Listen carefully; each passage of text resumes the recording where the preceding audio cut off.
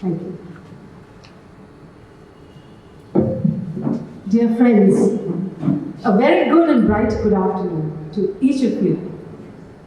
My name is Anita Braganza, and as President of the Respect for Life India Society, which is the pro-life organization of the Archdiocese of Bangalore, as well as the animator of the Family Apostolate of St. Patrick's Church, I extend a very warm welcome to each one of you.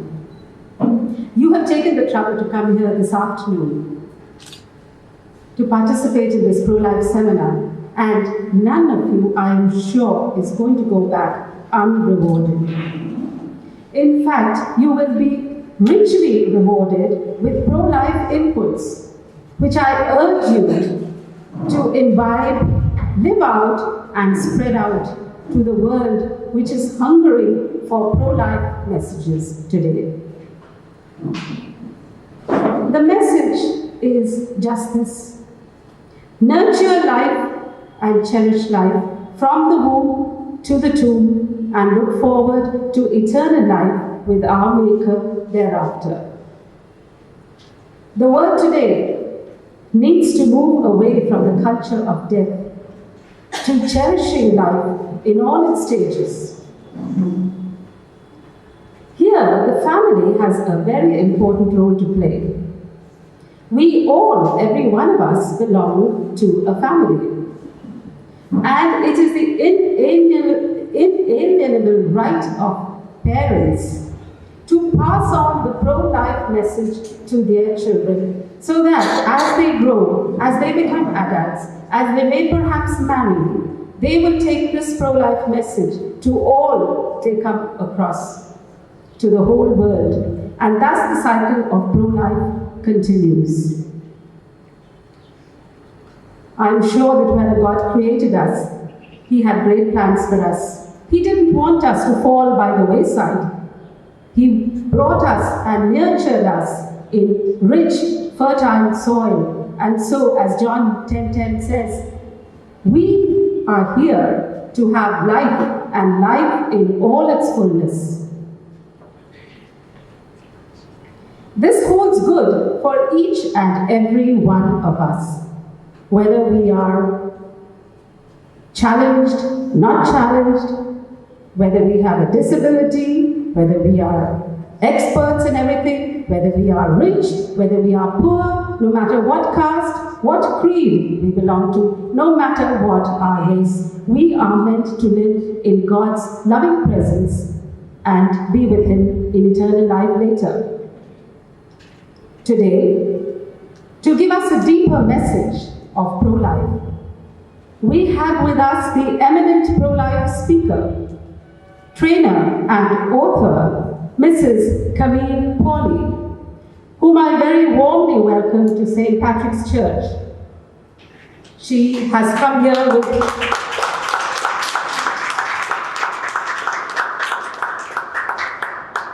She's actually in India with her husband and 2 children, but we are unfortunate that they weren't able to be with us at this function today. Now, as I give a special welcome to some of you, you know I welcome each and every one of you to the seminar. But there are a few people I just need to give a special welcome to. And as I welcome, I request you to kindly rise, just so that people know who you are. Camille Pauley is the founder and president of Healing the Culture in Seattle, USA. She has been an international leader in the pro-life movement for 25 years. Camille has spoken in countries around the world and appears on television and radio frequently to defend unborn children, the elderly, the disabled, and the dying. She often teaches and debates against abortion on college campuses and has written pro-life textbooks for schools. She has produced many videos and animated films on pro-life. Camille's husband, Michael Pauley, is a leader in the pro-life movement in the US. He was the founder of Students for Life of America, which unites college students who want to protect unborn children and the value of human life. He is now a political consultant and the owner of Pauley Strategic Communications. It is interesting that Camille met her husband, Michael, when they were on mission together. Well, not together, they must have gone on mission separately. This was in Washington, D.C. And their greatest pro-life achievement was working together with God to produce 4 children who are now tiny little citizens of heaven. She and Michael, unfortunately, had lost their 4 children, due to miscarriages. But they worked together with God to produce these little angels. But she also has 2 children, beautiful girls, Juliet, who is now 9, and Elizabeth, who is 6. So Camille, that's 6 children. And I think you get into the band of Aloma Lobo, who has 6 children. You get into the band of me and Mark, who also have 6 children.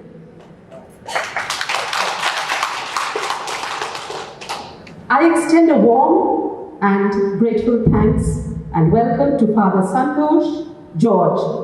Father Santosh is a priest of the Trinitarian Order who lives in Baltimore, United States of America.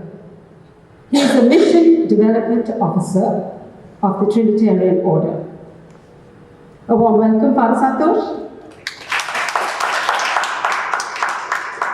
I must give my heartfelt thanks to Father Santosh because he is the one who has organized their India trip, and he has brought Camille to several places in India. And without his organization, their support, and their sponsorship, we would not have been privileged to have Camille here with us today. Thank you, Father.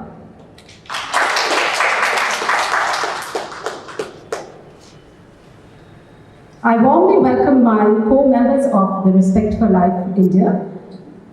And in a very special way, I would like to welcome, I don't see Sunil, Sister Lissy, Geraldine, Dr. Geraldine Sanjay, that's Geraldine. She's a forensic doctor and she's the treasurer of our organization. And I warmly welcome all the other members of RFLI as well. I would also like to warmly welcome members of the family apostolate, my co-members, very especially Mrs. Arati Bansi, who is a trained counselor. Arati, thank you, Arati. Today we miss another member, 2 members actually, Arati's husband Bansi, who unfortunately couldn't be here, and another member of the family apostolate, Dr. Aloma Lobo. Doctor is traveling today, so she's unfortunately not here with us. She and David have 6 children, as I mentioned earlier.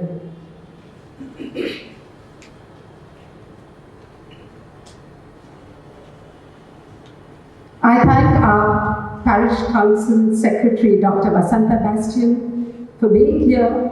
Vasanta is a great source of support to the Respect for Life India and the Family Apostolate. Vasanta.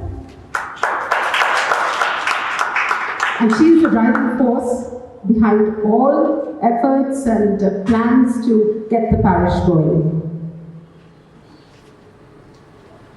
Today, we are very happy and privileged to have here with us Reverend Father Sunny Richard to grace the occasion.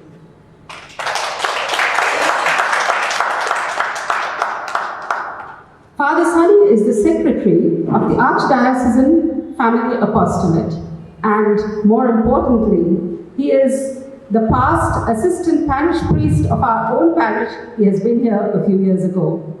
He has grown a beard, of course, since then.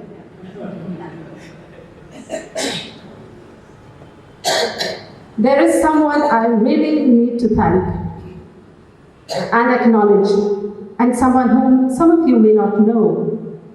That is Dino Paul.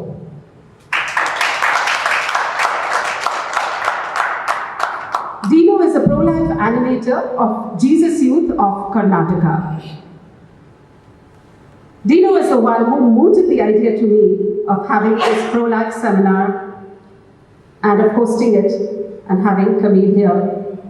He has been committedly and constantly coordinating with me on all aspects of the seminar throughout the past few days, throwing up ideas and giving me information. And for this, I am truly grateful, Dino. By the way, notice how similar Dino's name is to Camille. Dino Paul, Camille Pauley. And we do have another Pauley here with us. And that is Father Pauley, who is a Redemptorist priest. And we are very proud and privileged to have you here with us, Father.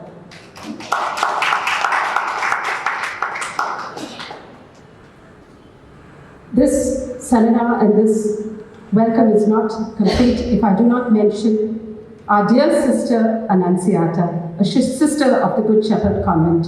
Sister Annunziata is the founder of Respect for Life India, and she is our animator. She is the driving force for the last so many decades, telling us, get on with it, get on with the message, let everybody become pro-life. This is what we have to do. Let's not be complacent. But today, she is unable to be here because she's a little indisposed. Sister Annunziata is 85 years, but she has sent her best wishes. And we request your prayers as well for Sister Annunziata's good health.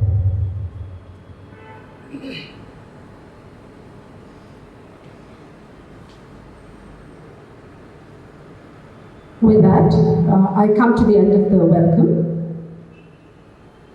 May I call upon Mrs. Arati Bansi to please garland Camille.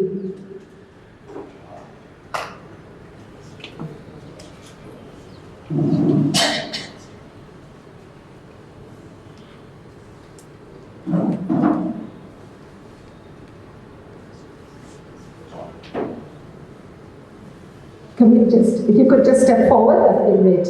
Yeah. This is our Indian custom of welcoming precious people. So, yeah. Someone take a picture, please.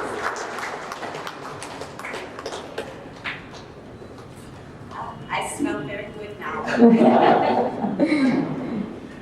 Well said.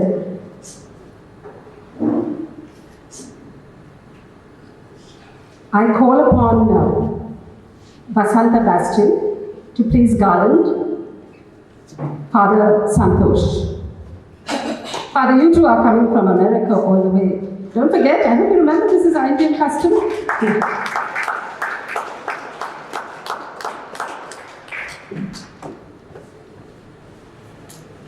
Thank you so much.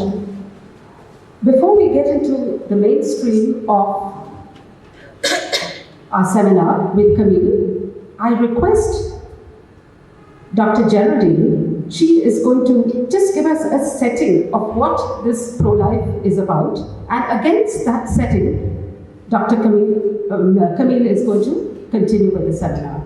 Dr. Geraldine, as I mentioned, is a forensic expert, and she is going to tell us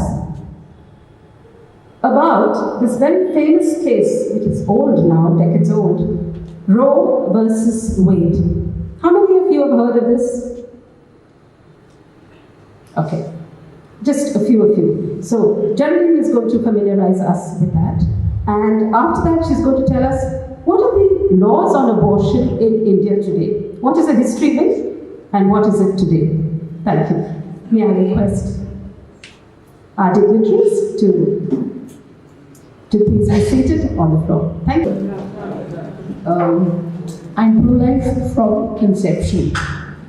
This is something that I thought of because the whole area of the Medical Termination of Pregnancy Act 1971 is focused on recognizing the baby from the moment of conception or fertilization in the petri dish. So all the laws that have been passed are based on recognizing this baby from conception. Okay? And before this, The Constitution of India had given the right to life in Article 21. Before the NTP Act was passed in 1971 in India, all abortions that were performed were illegal. It was known as criminal abortion. Now, how did this come about? How did this 1971 Act be passed? We must understand the global scenario, and which is why it's so beautiful that Camille is here today to speak on the culture that is promoting this death, this murder of babies, and of course euthanasia is another dimension, all of life. But for me, this is the very focus, this is the very basis of life. If you're not allowed to be born, if you're not allowed to grow in your mother's womb or even die there, if that is also quite possible.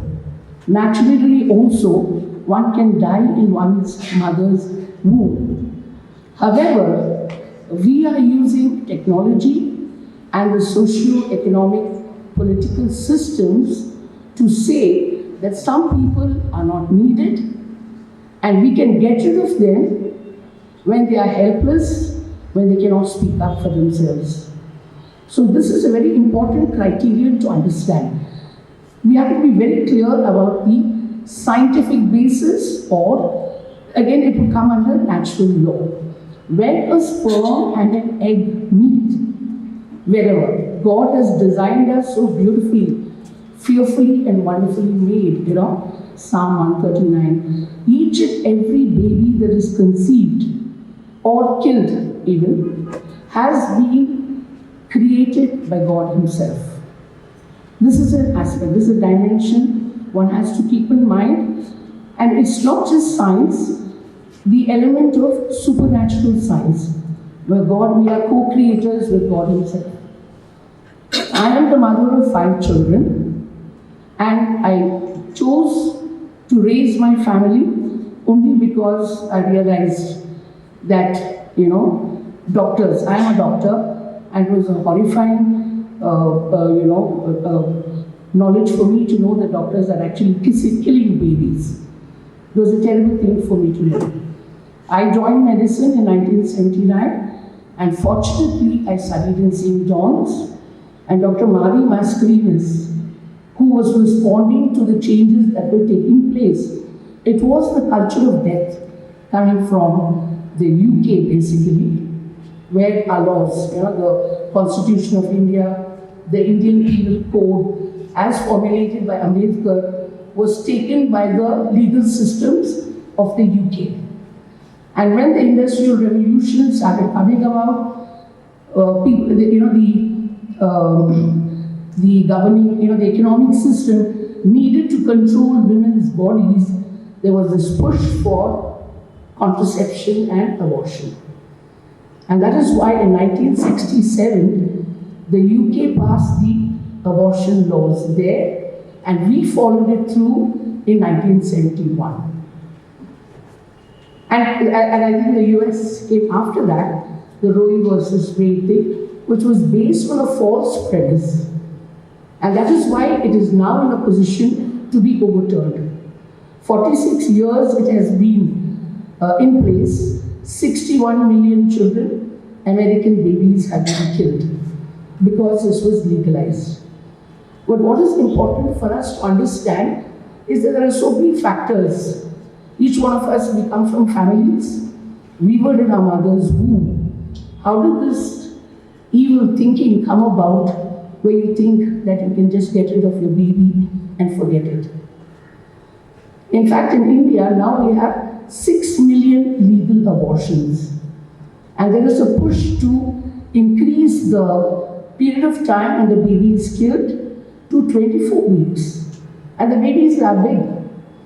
I have actually seen dead babies. I'm a forensic doctor, so we do autopsies. Pregnant mothers, who died. And then you see their dead babies. The beauty, of human life and, so beautifully, wonderfully made. And here we are killing these, and we doctors are trained to kill. This is the sad part. My own colleagues, women, men, they think it's okay, so what? India is a poor country, we are 1 billion of us. So if we kill a few, it doesn't matter. But I'm so glad I thank each one of you for coming today, because we have to believe in protecting and saving this life from conception. Because everything comes from it. All your other laws. The basis of law is to protect the innocent person. And now we have realized that there is a male-female ratio which is distorted. Karnataka has gone down again some 800 something per thousand boy babies. So one has to be very, very clear on why it is so essential that we have to protect and nurture life. Because it's in the mother's womb. And once she may kill the baby in the uterus, but then the brain has already changed. As soon as conception takes place, your brain changes. The biochemical changes that take place let you know that you were a mother.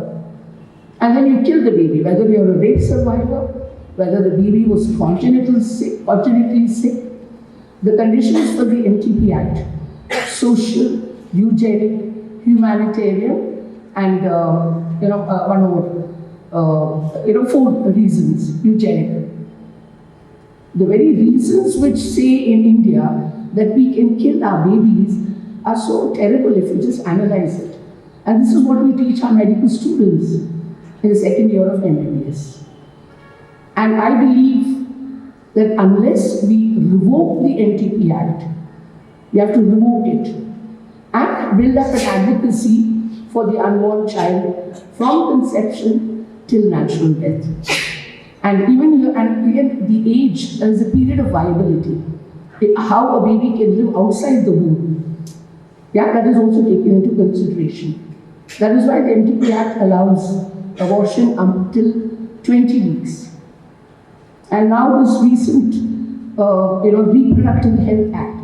So a lot of the left groups and many of these anti-life groups have focused on reproductive health, which is what has happened in New York. Because they are aware, after Donald Trump became the president, he is bringing in a whole lot of pro-life laws. The beating heart, when the baby's heart can be detected. But this push on reproductive health, where now, you can kill your baby right up till birth, and even after it is born. If it is born alive after abortion, you're not supposed to save the baby. You just allow it to die, or you can even kill it. It's horrifying. When you see, the actual babies, so beautiful, so innocent and vulnerable. And here it's horrifying that we civilized nations are actually thinking that it's okay to be killing these babies in 2019 when we have such a wonderful technology to keep these babies alive even up to 21 weeks. In India, the period of viability is 28 weeks, 7 months. So, and many women now in India are appealing to the High Court to terminate their babies. And it's happening and they're getting permission, but we have to fight back. We can't keep quiet, because until and unless we stop this killing, none of us are safe, none of us, can lead our lives. Even after we die, we believe in heaven and hell. So we need to build a culture of life. Our young babies, our old people, those who are sick, whatever disease, yes, caring. We need to build that culture of caring and respect for life. Thank you.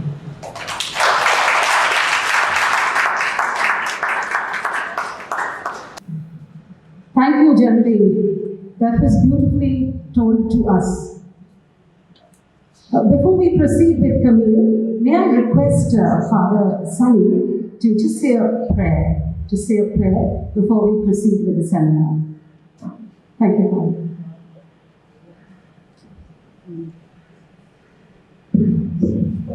Shall we stand? the name of the Father, and of the Son, and of the Holy Spirit.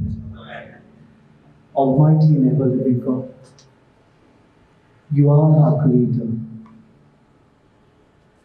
You are the source of every living thing here on earth. Lord, help us to be grateful for the gift of life. Help us to guard this life from all evils and dangers. Jesus, may we always remain grateful to you and do what is your will. St. Augustine says, what we are is God's gift, and what we become is a gift to God. Jesus, you have made us understand every life is unique and is created for a purpose. Help us all to realize the purpose of our life and to fulfill them according to your will. We make this prayer in Jesus' name. Amen. Hail Mary. Blessed are you and blessed is the fruit of thy womb, Jesus. Holy Mary, Mother of God, pray for us sinners, now and at the hour of our death. In the name of the Father, and of the Son, and of the Holy Spirit. Amen.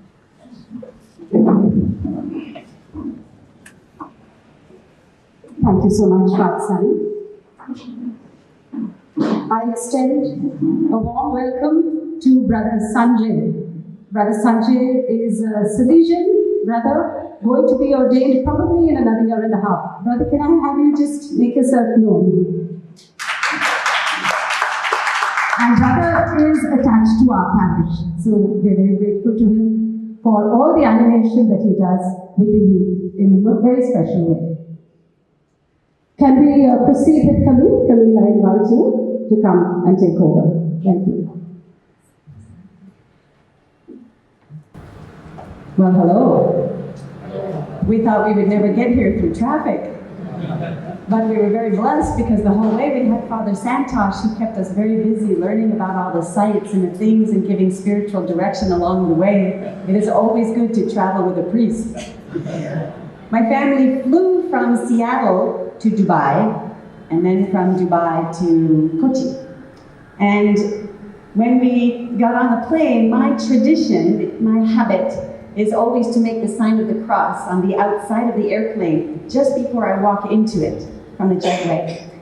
And in Seattle, where I live in America, in the jetway, I got on, as I was walking into the plane, I made the sign of the cross on it. And the man behind me saw me do that. And he said, "Oh, you're scared of flying, huh?" And I said, "Oh no, I'm not scared of flying. I'm scared of crashing." I am glad we did not crash, and I'm glad to be with you now. So I pray quickly, Lord, bless me in my eyes, and bless me in my lips, and bless me in my heart, and then allow me to decrease so that you may increase.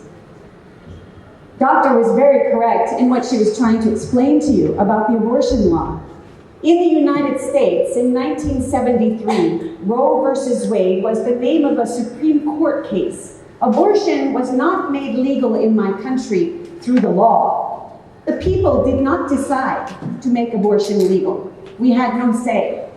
It was 9 Supreme Court justices who decided for the entire country that abortion would be legal. And it is legal through all 9 months of pregnancy, for any reason whatsoever, for no reason whatsoever, on a baby of any age, to a mother of any age, paid for by tax dollars. The abortion industry is big, and it is wealthy, and it is respected. Their ideals and their values have infiltrated our culture. In Hollywood, if you are not pro-abortion, we call it pro-choice, then you will not get a job. You will not be placed in movies.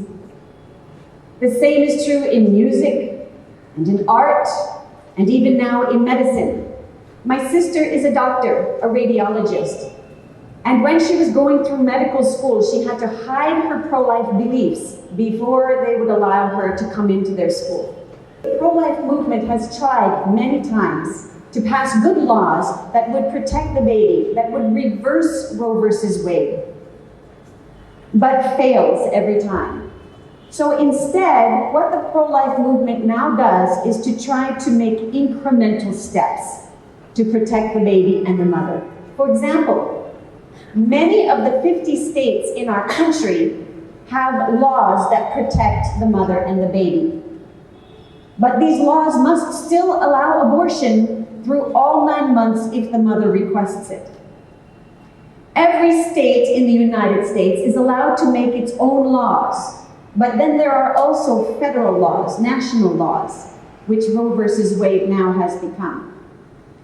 But many states have passed laws that say, for example, that you cannot provide a woman with an abortion unless you give her informed consent.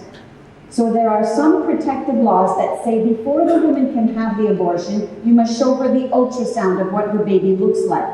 You must provide her with literature that shows the picture of what the unborn baby looks like at different stages of development. You must tell her the complications of abortion, psychological and physical. You must inform her of the alternatives to abortion, adoption, that there is health care available, financial support, maternity homes that can care for her. These are protective laws. They are not good enough, but they are baby steps that we make in our country to try to protect as much life as possible. Many states have passed laws that require that the parents are notified before the minor daughter can have an abortion. In the United States, a girl of any age, 12 years old, 13 years old, can get an abortion and her parents don't even know she was pregnant. But in some states, they require parental notification. In other states, they have found other ways to regulate abortion to try to make it more difficult to get one. But we still work hard on protecting life. Abita, is that who you're saying? Abita? Abita was correct. Where is she? Did she walk out? There you are. So it's correct when she talks about the inalienable rights of all human beings, fundamental rights, human rights. All human beings have fundamental human rights. And we know this as pro-life people. It just makes sense. We are made in the image and likeness of God. And so we are valuable and we have a right to life. Now in our country, in the United States, we call this inalienable rights. And inalienable means it cannot be separated from you. You cannot take the right away because it belongs to you by your human nature. And you can violate the right, you can kill somebody, but you cannot take away their right to life. That's part of who they are. The government cannot even take away your right to life. It is part of your nature. It belongs to you because you are made in God's image. And He gives you value, not the state, not the government, not a vote of the people, not a king, not a legislature, not a parliament. God gives you your value. And so the government cannot take away your right to life. Sometimes the government can restrict your rights. You commit a crime and you put other people in danger, the government can put you in prison. And sometimes in very rare cases, when it cannot control someone, and the only way they can prevent a person from harming and killing others is to use deadly force. The government is allowed to do that legitimately. But it is not taking away that person's right to life. It is committing a harm, what we would call a justifiable harm. There is no justification for harming the unborn child in the womb, because the child has a right to life. Now, the argument in my country, and I have heard this argument also in India now, that the woman's rights precede the baby's rights. Because there are in many countries recognized 3 inalienable rights. The right to life. That's the right over your present existence. You have the right to your present existence. The right to liberty. That's the right over your future existence. Liberty, the right to decide who I'm going to be in my future. What school am I going to go to? What religion will I follow? What will I become? What will my career be? What is my vocation, my calling? Who will I marry? Right? Maybe that's not always your decision, but who will be my friend? What are my entertainments? What are my hobbies? If that is my choice to decide in my future, we call that your right to liberty. And then the third is the right to property. The right to property means that you have a right by nature to own things you need to survive.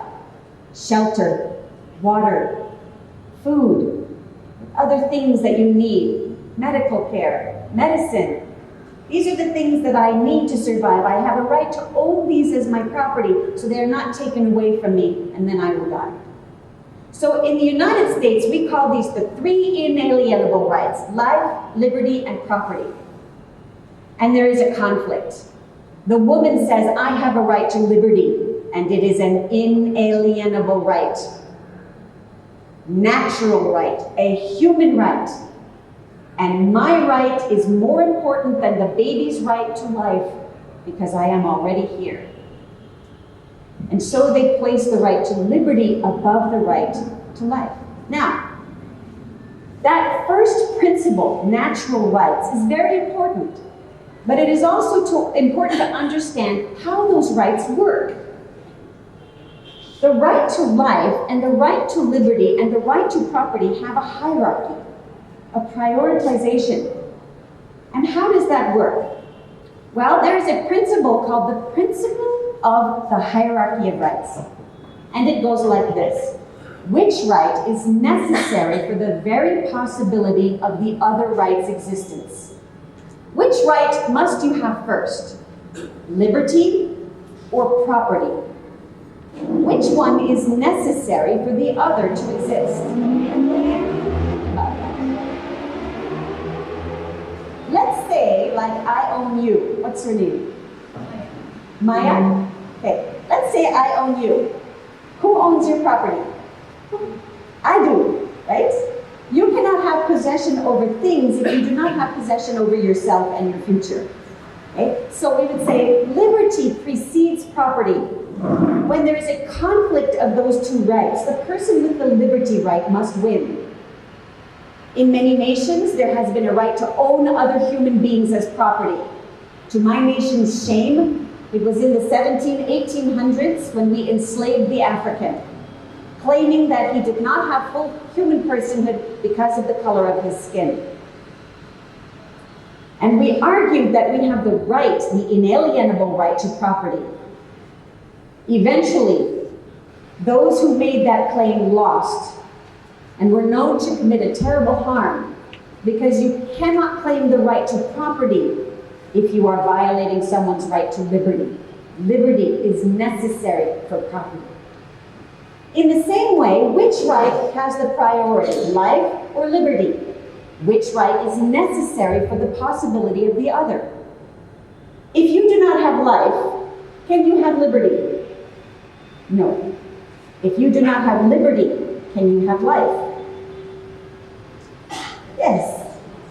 Life is the necessary condition for the very possibility of liberty. Therefore, we know by reason, not by a vote, not by dictatorship, not by someone forcing their opinion on you. We know by logic and by reason that life is a higher right, a more fundamental right than liberty, because it is a necessary condition. Therefore, when you have a conflict of the mother's right to liberty and the baby's right to life, the right to life must take priority in a civilized country, a country that is logical and rational and civilized. It is the only way to justice. The alternative to this objective ordering of rights is a subjective ordering of rights. Objective means, of course, that it's defined by itself. Right? It is true no matter what your opinions are. It is true in America that life is necessary for liberty. It is true in India. It is true in Mexico. It is true in Dubai. It is true in Russia. It is true 2,000 years ago. It is true 10,000 years from now. It is true if you live on this planet or if you live on Mars. Life is necessary for liberty. It is objective. Subjective means it is a matter of opinion. It is a matter of your taste. Mayonnaise is good. Maybe for you, but not for me. Because I don't like mayonnaise, so that is subjective. If we do not order these rights objectively in our nation, here in India, we will order them subjectively. Who is more powerful? Who is more wealthy? Who is more useful to the state? Who has more political power? Who has a greater voice? And when we begin to determine rights on subjective criteria, no one is safe. We must teach this at our universities. We must teach this to our young people. We must help them to understand that being pro-life is not just a feeling. It's not just an abstract belief. It is not something that just our parents believed a long time ago and it is old-fashioned. It is a belief that is relevant today if you want to be logical and rational and just. And young people today want to be just. There are all these new movements for social justice, aren't there? In your country as well as in mine, the young people yearn for social justice, stamp out poverty and discrimination and injustice of every kind, hunger, homelessness, right? The environment concerns. They're very concerned about social justice. We must teach them that abortion is also a question of social justice as well as moral justice. We don't want subjective reasons to determine our rights. Now, they will then sometimes say, yes, but what about the right to freedom? We are a free country here, are we not? India is free, yes? So what about the woman's right to freedom? Are you saying her freedom is not valuable, is not important? No, that's not what I'm saying. Because there is a third principle of rights. The first principle, natural rights, right? Inalienable rights. Second principle, hierarchy of rights. Third principle, options versus duties. It's called options versus duties. And it goes like this. You cannot create a new freedom for one group of people if it presents an unjust burden on another group of people. For example, you're in traffic. It's crazy. There's cars everywhere. You're trying to get to your speech. You know you're going to be half an hour late, right? And the traffic light says to stop. But I say, I have freedom. I am free in India. So I'll just drive through the stoplight. I cannot have a freedom to drive wherever I want, whenever I want, and disobey the laws because I could kill somebody. My freedom stops where someone else's rights begin. Okay? Options must never create a duty, an unjust duty for someone else. Okay? So, another example, you are in a crowded theater. You're watching a movie from Bollywood. It's a wonderful movie, but then suddenly somebody decides to have a little bit of fun. So they yell fire in the crowded theater to get everyone excited.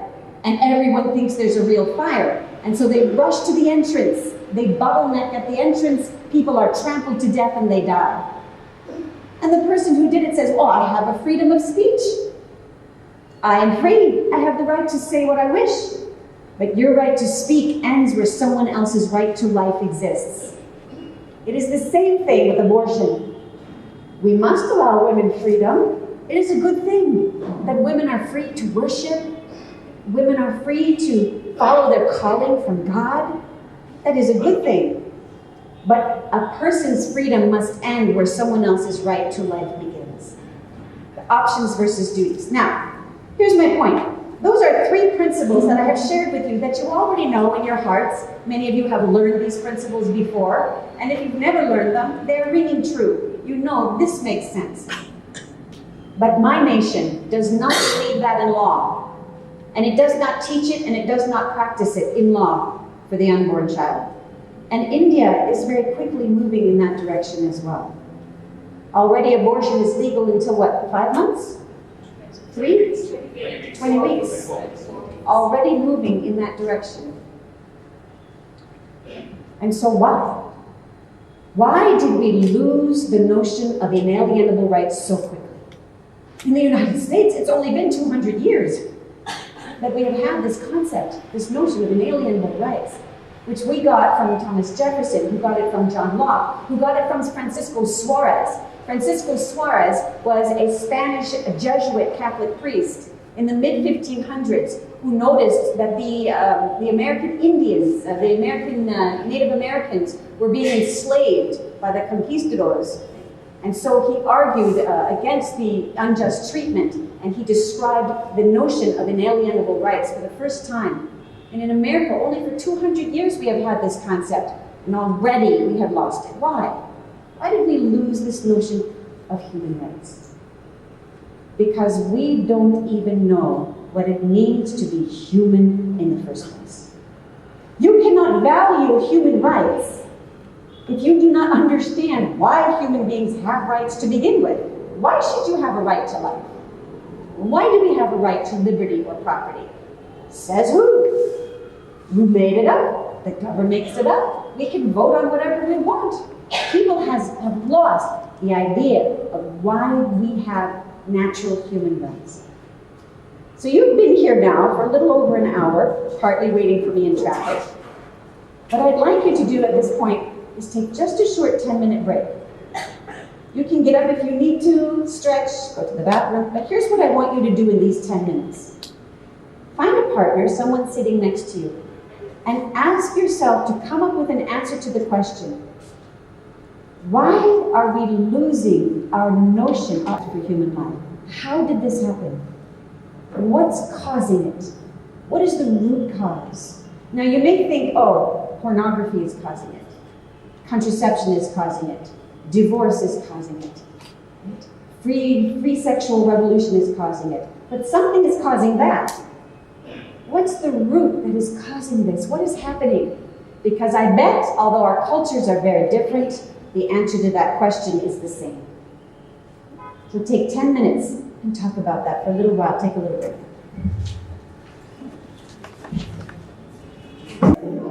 And what I hear from you are the same answers I get in the United States. Same. Are you surprised? Are you surprised? I am not surprised. Because we're human. We all have the same nature. We're human.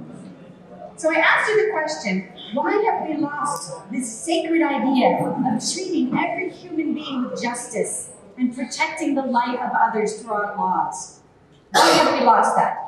And here in this group, I got the answer, because what we knew was right and wrong 30 years ago, we are now changing and allowing our children to do things that we thought that we knew were wrong when we were younger, because now we want to give them the choice.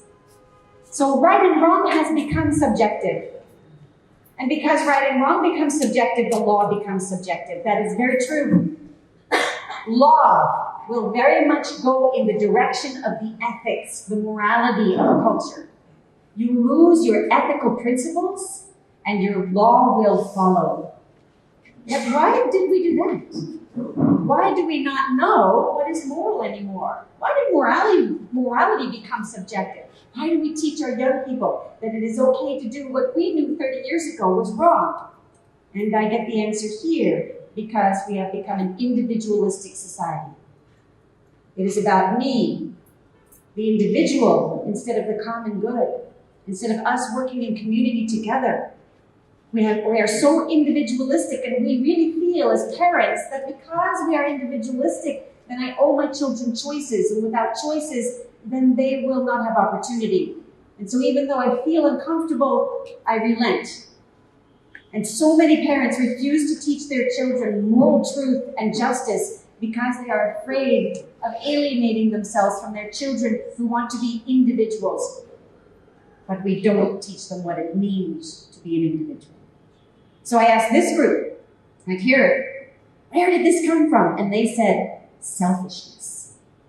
It comes from selfishness, that I want to live for myself. And if I'm going to live for my own pleasures and my own desires, I must be individual, not in community. because the community requires too much of me. And so if I am going to be selfish and then live individualistically, I determine what is right and wrong, and our law collapses. Do you see, like dominoes? But then I wonder, why did we become selfish? And this gentleman, what is your name? Yes, you. Father? And what was your answer? My answer was that we have forgotten who we are. And that's it. We have forgotten That is the root. We have forgotten who we are. We don't know who we are. We don't know where we've come from. There's a great man named G.K. Chesterton, right? A British man who is a great philosopher, a great theologian, a great Catholic. He's written many books. And he says, people believe that human beings have lost their way. It's not, the problem, he says, is not that human beings have lost their way. It's that they have lost their address. They don't even know where they come from, let alone where they're going. In the United States many years ago, I was listening to the radio, and there was a man on the radio, he was very famous, very popular radio show, and he was explaining that young people in the United States are so selfish and so individual and so self-centered.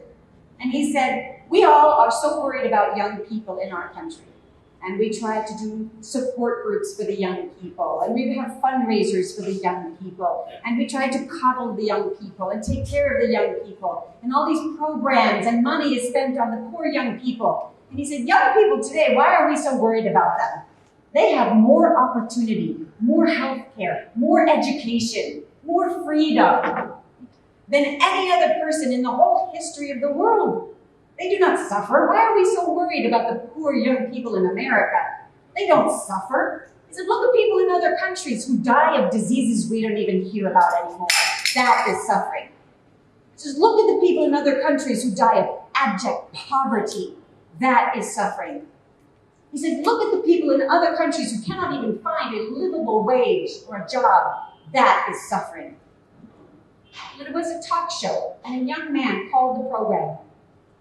And he said, no, what you're saying is not true. That is suffering, that is true, but it is not the worst kind of suffering. He said, the young American people in my generation, he was maybe 20 years old, they suffer far more than these other people you are talking about. Because those other people you are talking about have something to suffer and die for. And we young Americans don't even know what we're living for, let alone what to die for. That is far worse. When a human being has faith, has hope, has love, we can endure great suffering. Many of you have endured more suffering than I will ever know. I suffered greatly as I lost every one of my children, like the first 4 children, to miscarriage. But I had faith, and I had hope, and I had love. So I loved those children until they died. And I hope to see them again in the future. And I have faith in God that their lives were for a purpose. And so I do not despair. The suffering had meaning. In the United States, despair is a tremendous epidemic. The vast majority of young people in my country are depressed, clinically depressed, because they don't know who they are and they don't know where they come from. And if you cannot value the image and likeness of God in yourself, you will not value the image and likeness of God in an unborn child. Okay, so here's where we're going. This is the one point I want to make for most of you. You are all, or at least most of you, pro-life advocates. You want to make a difference to your culture. So I come as a warning to you of what happens when those dominoes fall. And it is happening here too, and you see it. Your wisdom sees it. But I come not just as a warning. I come also as a sign of hope. But the hope is that you don't just focus on teaching about abortion, teaching why fornication is wrong, why pornography is wrong, not just teaching about the issues, but teach about the human person. Who are you? Why are you so valuable? And then it becomes easier to explain why pornography is wrong, why homosexuality is bad for you, why contraception will hurt you, why sex outside of marriage will harm you and your relationships and your future and your family and the community and the whole world. Our most important job in the pro-life movement is to teach a human person who the human person is. That is number one, because that is the root of the problem. So how do we do that? Every human being wants to be happy. How many people here want to be happy? Raise your hand. Would you be happy? Yes. I can speak to the most atheist, secular group at a university, a public university in the United States, where no one believes in God. No one. And they're all pro-abortion, all 20,000 students, except for maybe 3 of them. Now I'll ask the same question. Who wants to be happy? Every hand goes up. But then if I ask them this question, what is happiness? All different answers. But we are one nature. We are one nature. What makes the dog happy? Food, sleep, and comfort. What makes the tree happy? Nutrients, water, sunlight. What makes human beings happy? Oh, now you get a million different answers. But we are one nature. There has to be a logical answer to the question of what makes us happy. 2,400 years ago, a Greek philosopher named Aristotle, who you may have studied, identified that there are 4 different kinds of human happiness. And we don't teach these kinds of happiness anymore. In the past, in India, these different ideas and higher levels of happiness were passed on just by word of mouth, just by osmosis, just by watching your family, right? By imitating your family, by witness, right? By your actions. But now, because so many of the actions in our culture are focused on the self, on independence, on selfishness, we are not naturally passing on the message of true happiness anymore. So we must teach it. We must teach it verbally. How do we do that? I will borrow a little bit from the ancient Greeks. How do we define happiness? And why is this important to pro-life? Because the way you define happiness will determine how you define success. How you define happiness will determine what you mean by quality of life. What makes life have quality? It depends on what you mean by happiness. Love. What is love? It depends on what you mean by happiness. What is suffering? Is it worth it? It depends on what you think will make you happy. Ethics, freedom, personhood, rights, common good, all of these words are defined according to how you define happiness. So why is this important? Because often women want abortions because they believe that the unborn child will threaten their opportunities for success and they are afraid. I will not get a good job. I will have to drop out of college. I will not be able to get married if I have an out-of-wedlock pregnancy. Right? She's afraid of threatening her opportunity for success. Or maybe she is afraid for her baby's opportunity for success. He will be born poor. He will have nothing. So I cannot have a child now. I must wait until I can marry a man who can make good money so my child will have things. Culture are focused on the self, on independence, on selfishness. We are not naturally passing on the message of true happiness anymore. And so we must teach it. We must teach it verbally. How do we do that? I will borrow a little bit from the ancient Greeks. How do we define happiness? And why is this important to pro-life? Because the way you define happiness will determine how you define success. How you define happiness will determine what you mean by quality of life. What makes life have quality? It depends on what you mean by happiness. Love. What is love? It depends on what you mean by happiness. What is suffering? Is it worth it? It depends on what you think will make you happy. Ethics, freedom, personhood, rights, common good, all of these words are defined according to how you define happiness. So why is this important? Because often women want abortions because they believe that the unborn child will threaten their opportunities for success and they are afraid. I will not get a good job. I will have to drop out of college. I will not be able to get married if I have an out-of-wedlock pregnancy. Right? She's afraid of threatening her opportunity for success. Or maybe she's afraid for her baby's opportunity for success. He will be born poor. He will have nothing. So I cannot have a child now. I must wait until I can marry a man who can make good money so my child will have things. Why does she think that way? It depends on what you think will make you happy. She's defining success in terms of a particular kind of happiness. Quality of life. Why is that important?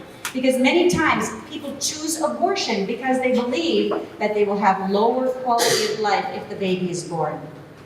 Now I will have to change diapers. Now I will have to feed the baby. I have to get up in the middle of the night. I will lose sleep. I will lose my figure, my attractive figure. This is becoming a popular reason in India to have abortion. I'm concerned about what I will look like. And we are also concerned about the quality of life of the baby. I have just learned, example, that my baby will be born with a disability, handicap. What kind of quality of life can that baby experience? Is a broken body or a broken mind. He cannot enjoy high quality of life. Really, it all depends on what you mean by happiness. So I want to go through this notion. Happiness is very important in any culture, right? You even have a ministry of happiness in some of your states the government try to help people become happy, right? It will make you happy. But there are so many distractions. So what do?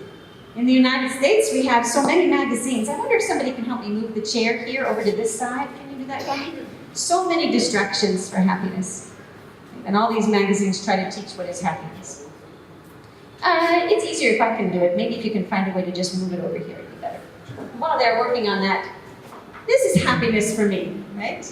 Happiness is marriage. Not just marriage, but matrimony in the eyes of God. Living out my vocation. This is when I was married to my husband 12 years ago in a big church.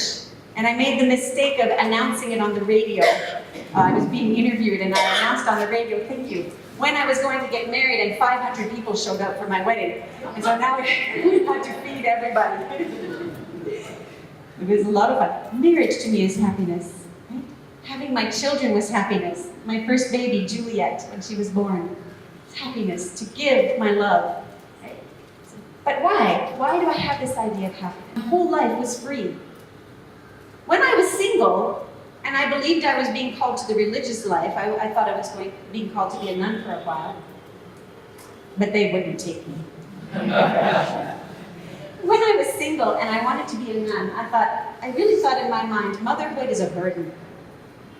I did not believe in contraception. I did not believe in abortion. But motherhood is a burden. I wouldn't want that. Babies, diapers, feeding them, tied down, can't run your mission. Terrible. I would not. Parenthood puts you in a little box. But then I had a baby. And parenthood does not put you in a little box. Your little box then explodes. And now you have opportunity you never realized before. It wasn't until I had a baby that I realized how selfish I was. I thought I was a generous person, but then I had a baby and realized that I'm not generous. I'm selfish. I think about me. My children are what call me beyond myself. She has some water. Snacks? Would you like water? This is tea coffee. Just kidding. We don't get to see them. Juliet and Elizabeth, they both celebrated their birthday in January. There's happiness for them. Right? Birthday cake and presents and things. What is happiness? Let's answer this question. There are 4 different kinds of happiness. And this is not an American concept. This transcends, goes beyond what country you belong to. The first level of happiness is called the first level because it is the most basic. It is the easiest to get. It requires no skills or talents, no education. And it doesn't affect anybody else. It doesn't go beyond me. And it's not very deep. It's also not very long-lasting. So it is the first level. And it is called physical pleasure and possessions. It's the kind of happiness that comes from filling up one of your 5 senses. Something smells good, tastes good, nice tea, coffee, right? It's nice and cool in here when you're hot. I gave you a break, you could rest, go to the bathroom, right? Level 1. It is making your body sustained. And it's good. Here's the beauty of the Catholic faith. We do not teach that the body is evil and that physical pleasures and possessions are bad. No, they're gifts from God. And so they are very, very good. And we know, the sisters know that when they are trying to serve the poor, you cannot teach them Jesus if they're hungry. First you feed them, and then you teach them about Jesus, and they will listen, right? Okay. So physical pleasure and possessions, very, very good. An example, when the first night that I was able to sleep the whole night long because Juliet slept the whole night long. There's level 1 on my face. My husband had to take that picture because I looked so happy. Physical things. My daughter turns 5, she gets money, she gets to buy a toy. That's happiness level 1. And it's very good. The problem with level 1 is that human beings can choose to focus on it as their most important. We can say what makes life worth living is physical pleasure and possessions, gadgets, the nicest house, making more money, being free of sickness, right? Feeling good in my body, having a fast motorcycle. Those things are what make life worth living. And if I don't have them, my life is meaningless and I'm depressed. People can choose this, and they will choose this if the culture tells them that this will make you happy. I look in India and I see many of the same things we have in America, billboards about clothing and fashion and all this stuff, things to make you happy. Only in India, everything's bigger. Even your billboards are bigger, right? They're huge. And I think the culture here is drawing people away from true happiness into level 1. And then a baby comes, or a terminal illness comes, a sickness. And what do they want to do in the United States? They want to die. I now have a terminal illness, I'm suffering, I enjoy no more physical pleasure. So what do? I want to have mercy killing. We call it euthanasia, or we call it, euthanasia is Greek for good death. You and thanatos, good death. But really it's killing somebody because they are suffering, because we believe we cannot be happy if we don't have level 1. Here's the problem with level 1. It does not lead to ultimate happiness. And we must teach people this. Even if you are obtaining happiness level 1, even if you are enjoying it, you have a big problem, because eventually you discover happiness level 1 leads to boredom. After a while, things are boring. I have 25 saris in my closet. They're all beautiful, but I don't care about them anymore. I want 25 more saris, right? More beautiful than the ones I had before. Because the old becomes boring, and I grow restless, and I feel like I'm living beneath myself in level 1. And there are all kinds of examples in your stories, in your tradition, and even in some of the plays and dramas that we got to watch with the traditional Indian dance, that level 1 will ultimately lead to boredom and restlessness and feeling like you are living beneath yourself. We need more than that. We need something higher than that. Happiness level 2. Level 2 is a little higher because it uses more of your skill, so it's deeper. It affects more people beyond yourself, and it is longer lasting. Level 1 is immediate gratification. You drink the nice coffee, delicious, but then it's done. You're looking over your shoulder, are they going to bring me donuts next? Okay? Happiness level 2 lasts longer. It's the kind of happiness that comes from ego gratification, self-esteem, feeling good about yourself. Not in your body, but in your head. I know I am better than you. Okay? So you can get level 2 from being better than somebody. You compare against someone else and say, I'm more beautiful, I'm more intelligent, I am more talented, I have more money than you have, a better job, a better position, and that leads to happiness.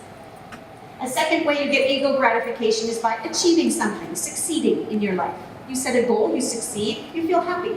A third way is by power or control over someone else. You're a manager, and then you are promoted, right, to the executive, and then you are promoted to the CEO, right? And now you are really happy. So power, control over more people. And a fourth way you get ego gratification is respect, admiration. People like you, they want to be with you. You are popular. These things are not bad. They can be used for good. Jobin, we are training to be speaker so that he can speak on this subject all over India, right? And train other people. And in order to do it, he has to become a popular speaker. If he is not popular, no one will go to hear him speak, and the mission will fail. So we make sure we select people we believe will be good speakers, popular speakers, that people will want to come and hear, who have talent, because it's important for the mission. Do you see? So level 2 is not bad. Wanting to be respected is not bad. If people do not respect you, then they will not listen to you. Okay? It's a good thing. The problem is the same problem with level 1. We can choose to live for it as our ultimate end instead of a means to a greater end. And when we do that, we will end up unhappy. Here are some examples. Okay? This man wins many trophies. He feels very proud of himself. Not necessarily bad. The first day, I figured out how to use the baby carrier without Juliet falling through it on the floor. I felt proud of myself. Okay? Happiness. It can be used for good. But when we live for level 2 as an end in itself, it can lead to crisis. Anger. Anger at not being competitive enough. Anger at myself. Angry at other people who are in my way. Leads to jealousy of people who are better than I am. Contempt for people who are less than I am, as if we think they are worth less than I am. Aggression, always in competition against the other person, leads to aggression and suspicion against other people because they think you are trying to steal my glory. And that leads to resentment. I resent you because you don't make me happy. I resent myself because I don't feel like I am living to my potential. And I resent God because He gave me this lot in life and He could have given me something better. The happiness level 2 person does not end up happy. He ends up in crisis. Now here's my point. Your culture is very quickly moving towards level 1 and 2. It is following the Pied Piper of the United States of America, as if we know what's best. And if you fall into that level 1 and 2 on a national cultural scale, God help India. You have so much level 3 and level 4 in your culture now, far more than I do in my culture. I don't mean that the people of India are more loving and more generous than the people of the United States. That is not true. The people of the United States are loving and generous and good. But the culture is causing them to vote for laws that are beneath us because it constantly pulls them to level 1 and level 2 beliefs. And it is changing the way that we understand success, quality of life, love, freedom, all these words. Freedom in level 1 and 2. How does a level 1, 2 person define freedom? Freedom means all my choices before me all the time, and I get to pick any one of them regardless of what it does to you. I was debating against an abortionist at the University of California in Berkeley, one of the most prestigious schools in all of the United States. Very difficult to get into that school. And I was mocked and laughed at by 700 students who were all pro-choice. And at the end of my talk, they were allowed to ask questions for an entire hour. They had questions. And one young woman comes to the microphone and she says, "You know what I believe about happiness?" She says, "Happiness is having sex with whoever I want, whenever I want, however I want, regardless of what it does to anybody else but me." And the whole audience cheered. All I could do was look at her and say, "I understand you. You want to be happy. And this is how you think you will find it. But I also love you. And I know it will not bring you happiness. If you ever find out in your heart when you are asleep or in your bed at night thinking about what you just said, if you ever realize that what you just said is beneath your beautiful dignity, then I invite you to try something else." And that's all you can do. And you could have heard a pin drop. People long for something more, but they will say what the culture tells them because it is popular and it gains the respect of their peers. So we fall into this. So what do? We have to help people move beyond happiness level 3. What is better than that? What will change our culture from selfishness, independence, living for the self, not knowing who we are, judging morality to be whatever I want it to be? What changes this? What changes all of those things that you identified as wrong with the culture is changing happiness from level 1 and 2 into level 3 and 4. We must help our young people and our older people too to understand true happiness comes from level 3, good beyond the self. Happiness level 3 is the kind of happiness that comes from making a difference beyond yourself to someone else. Doing good for others. And the ancient Greeks identified 5 ways that we desire the good beyond ourselves. 5 different ways. And they call them the 5 transcendentals. Transcendent means beyond physical. It's a good that you cannot see, taste, touch, hear, or smell. When my daughter Juliet was little, 2 years old, she was very articulate. She could speak very well. And so we taught her big words just for fun. She could say onomatopoeia, right? She could say serendipity. She could say transcendental. And one day, she was lying on the changing table and I was changing her diaper and she says to me, "Mommy, What does transcendental mean anyway? And I said, well, how do you explain that to a 2-year-old? Right? The transcendentals. Which I know transcendental can have a different connotation, a different meaning in India. But, the philosophical definition of transcendental, how do you explain that? I said, well, transcendental. Now in America, everybody is infatuated with cleanliness, right? To the point that it becomes serious. You are much healthier than we are because your bodies can fight off the germs. In my country, clean it, clean it, right? We clean everything, clean our hands. Father is getting crazy with me, wash my hands all the time. All right, well, that's just what we do in America. We carry the little sanitizers in our pockets, Oh, I shake someone's hand, nice to meet you.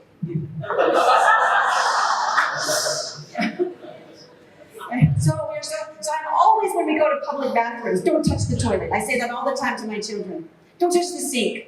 Don't touch the floor. Don't touch the bottom of your shoe. So here she is on the changing table, 2 years old. What does transcendental mean? I said, well, transcendental is something that is really real, but you can't touch it. And she says, oh, you mean like the toilet? No, not the toilet. And wait 5 years, I'm trying it. Transcendental is something really real, but you cannot see it, taste it, touch it, hear it, smell it. It is real love. Okay? There are 5 transcendentals. What are they? Okay? Let's take a look. Here are some pictures. Good beyond the self. Doing the good beyond the self. That's my brother Jack up teaching my nephew, by the way. I love that picture. Here's our nurse taking care of our daughter Juliet. Okay? These are the 5 transcendentals, the 5 things we desire in level 3. Every human being desires this. We want truth. We want love. We want justice. We want beauty. We want home. We all desire these things. Truth. We want to know answers to questions. Now, why is that important to a level 3 person? Because if I do not know the truth about the world, then I do not know what's good for you and good for me. I have to know the truth so that I know what is good and healthy, so that I can teach what is good for your own good. If I care about you, I will discover the truth so I can teach the truth to you. And you will be healthy and you will be happy. Right? So truth is important to level 3, but truth is not important in level 1 and 2. Your truth is your truth. My truth is my truth. It's a baby for you, but not for me. And a level 3 person would say, wait a minute. It's a baby if it's a baby, and if it is, you can't harm it. You can't just say it's not a baby because you don't want it to be. Objective truth matters to level 3 person, not to level 1 and 2. That's why it's important for us to teach happiness. Love. What does love mean? Love to a level 1 and 2 person is admire me. Make me feel good. Give me things. Affirm me. Tell me I am beautiful. Do not notice my flaws. And if you notice them, don't point them out. Respect me. Give me adulation. That is love. But a level 3 person would say, no, true love points out their flaws so that you will be better. So that you will have more in here, not out here. True love will say, don't do that. That's bad for you. That's a flaw. Our priests in confession have true love for us because they don't say, oh, no, that's not a sin. Oh, don't feel so bad about it. That's okay. You're okay. No, they say, no, that's pretty bad. And here's how we're going to fix it. Let's get to the root of the problem. And then we come back, I sinned it again. Okay. Don't beat yourself up, but we need to get to the root of the problem because it is hurting me. So let's talk about it. That's love. Okay? Sex, that's not on this list, but how you define sex depends on how you define happiness. Happiness level 1 defines sex as lust. Lust. Yes. Level 2 defines sex as domination, control of the other. I own you. So there's a lot of jealousy in level 2 sexual relationships. Sex in level 3 says sex is a gift of myself for you, to fill you up. And sex on level 4, we'll get to in a minute, where we introduce God. Sex introduces the desire for God's will in my relationship. God's will. So I unite myself to you forever because I want your heavenly good. And I am open to God's will. So in sex 4, I would not practice contraception. because I would understand that good sex means letting God in, not forming a barrier to keep him out. Letting God in. So I say, Lord, in the sexual relationship, it's not just about pouring myself out to my husband, but my husband and I together pour ourselves out to Christ so that he can pour himself into us and perhaps give us a child. We have a saying that in sex 4, level 4, the relationship of sex becomes so whole and so real and so total and so full that 9 months later you might have to give it a name. Justice. Human beings desire justice, fairness for one another. We desire beauty. And I don't just mean being beautiful in my body. We look for inspiration in beautiful art and architecture and nature and music. Right? It's inspiring because it lifts us up to the transcendentals. And we desire home, perfect home. Aristotle called it the one, oneness, unity. But an easier word to understand for people who are not philosophers is home. We desire a home where we feel as if we were one and we are welcome and we are not alienated and told you are an outsider because you have different color skin or different language or a different habit or a different culture. We have a home that welcomes everyone. Now, level 3 is very, very good and it can build a pro-life culture, but there's a problem with it. It's not enough.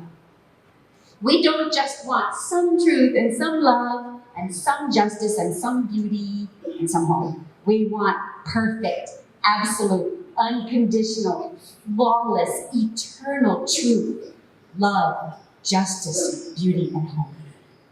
You have a God-shaped hole in your heart, and you desire these things perfectly. And you cannot get it from another human being because human beings are imperfect and we will always disappoint each other and dissatisfy one another. My love for my children is not unconditional, right? There is a point at which I have to stop fulfilling their needs because I am tired and I need to fall asleep.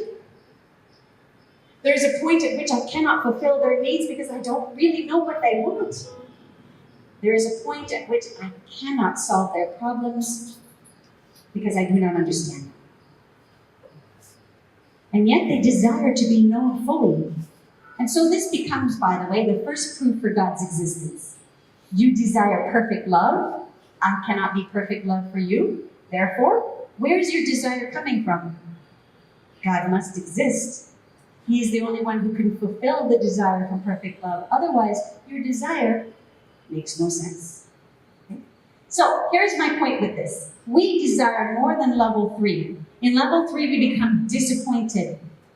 Very disappointed, frustrated with one another because we cannot fulfill each other. We need happiness level 4. Oops. I'm going to be like, oh, wait, those pictures are so cute. Okay. There we go. We need happiness level 4. Level 4, yes? Oops, wrong slide. Level 4 is the happiness that comes from allowing God to be perfect love, perfect justice, perfect beauty, perfect home, okay? To fulfill those desires perfectly. In level 3, I am doing human good. In level 4, I also believe in divine good. Let God be God and humans be humans. Okay? So this is the level where we find ultimate fulfillment through God satisfying my desire for perfect forgiveness and mercy and love and eternal home in heaven. That's the difference. Here are some examples. You know well the story of the prodigal son, perfect mercy, welcoming him to a perfect home. And he knew the Father's love was unconditional. Okay? The story of the washing of the feet.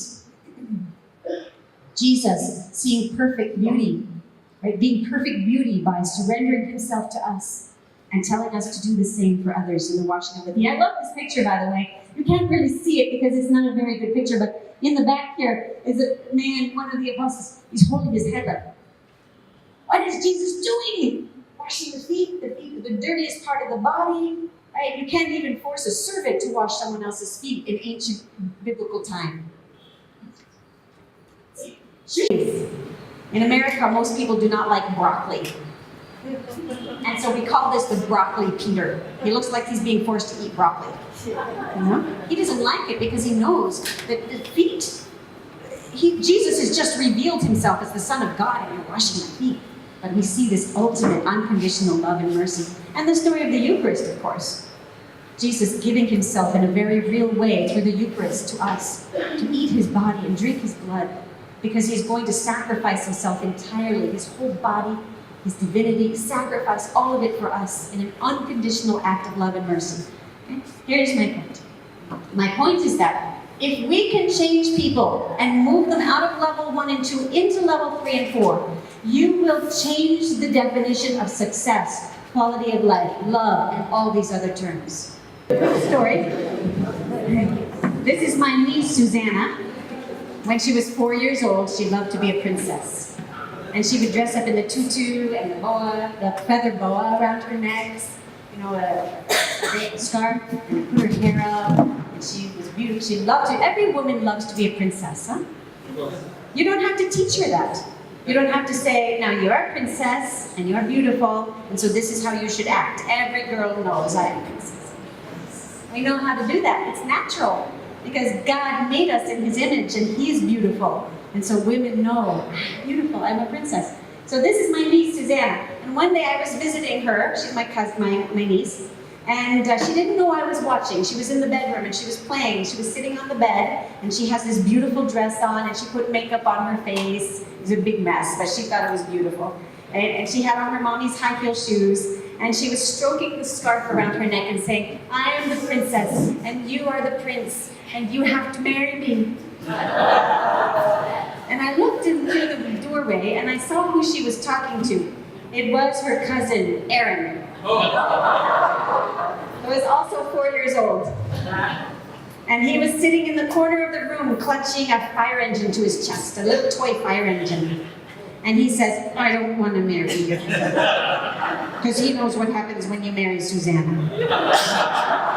You'll get bossed around a lot. So she says, you have to marry me. I'm the princess. And he says, I don't like marrying you. So I know they played this game before.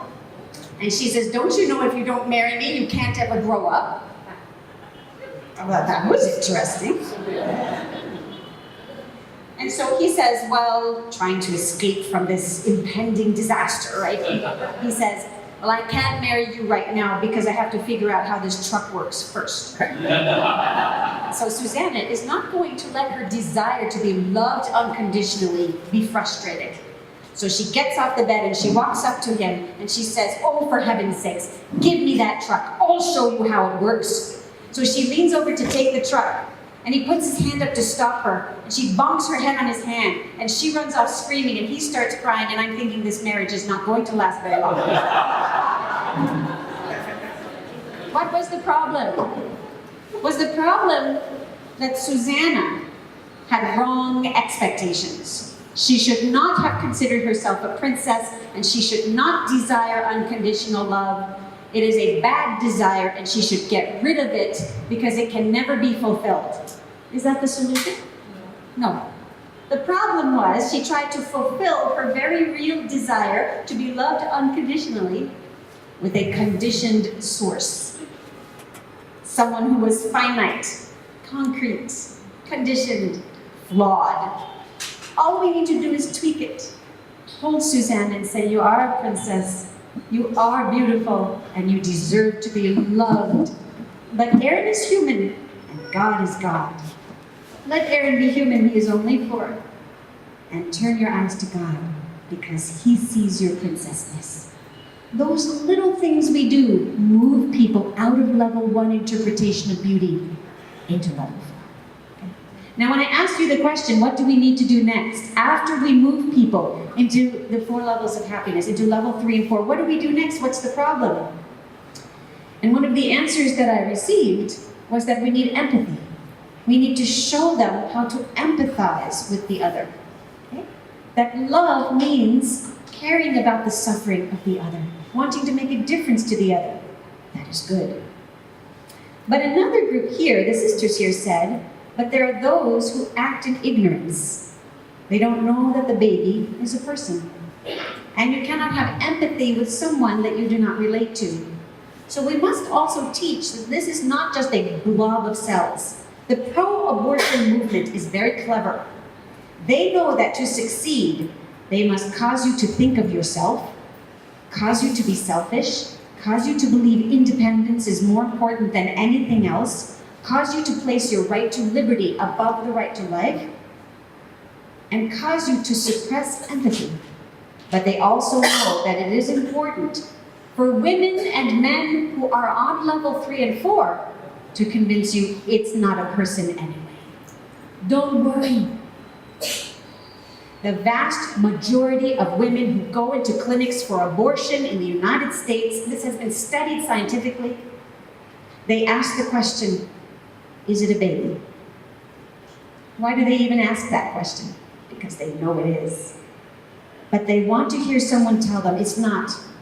It's just a blob of cells. It's just tissue. It's not even look like anything. It looks like a worm right now. Don't worry. It's not a person yet.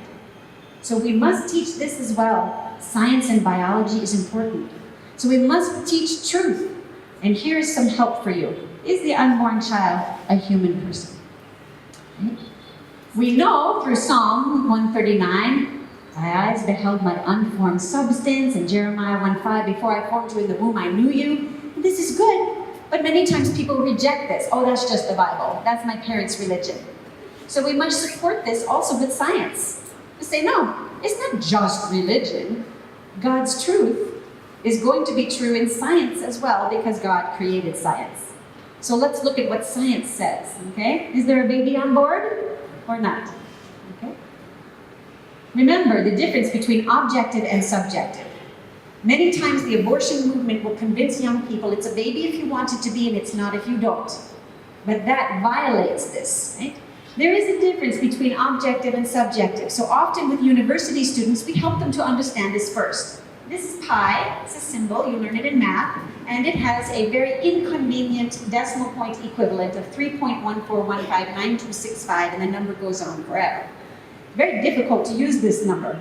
And so in the mid-1800s, in my country, in the state of Indiana, the legislature actually debated the possibility of passing a law that would require schools to teach that we would round pi up to a nice even 3.2. Much easier to use that number. Fortunately, a mathematician was sitting in the chamber listening to the debate, and he spoke and said, you cannot do this. If you teach that pi equals this and those students graduate and become engineers and they use this number when they are building bridges, the bridge will collapse.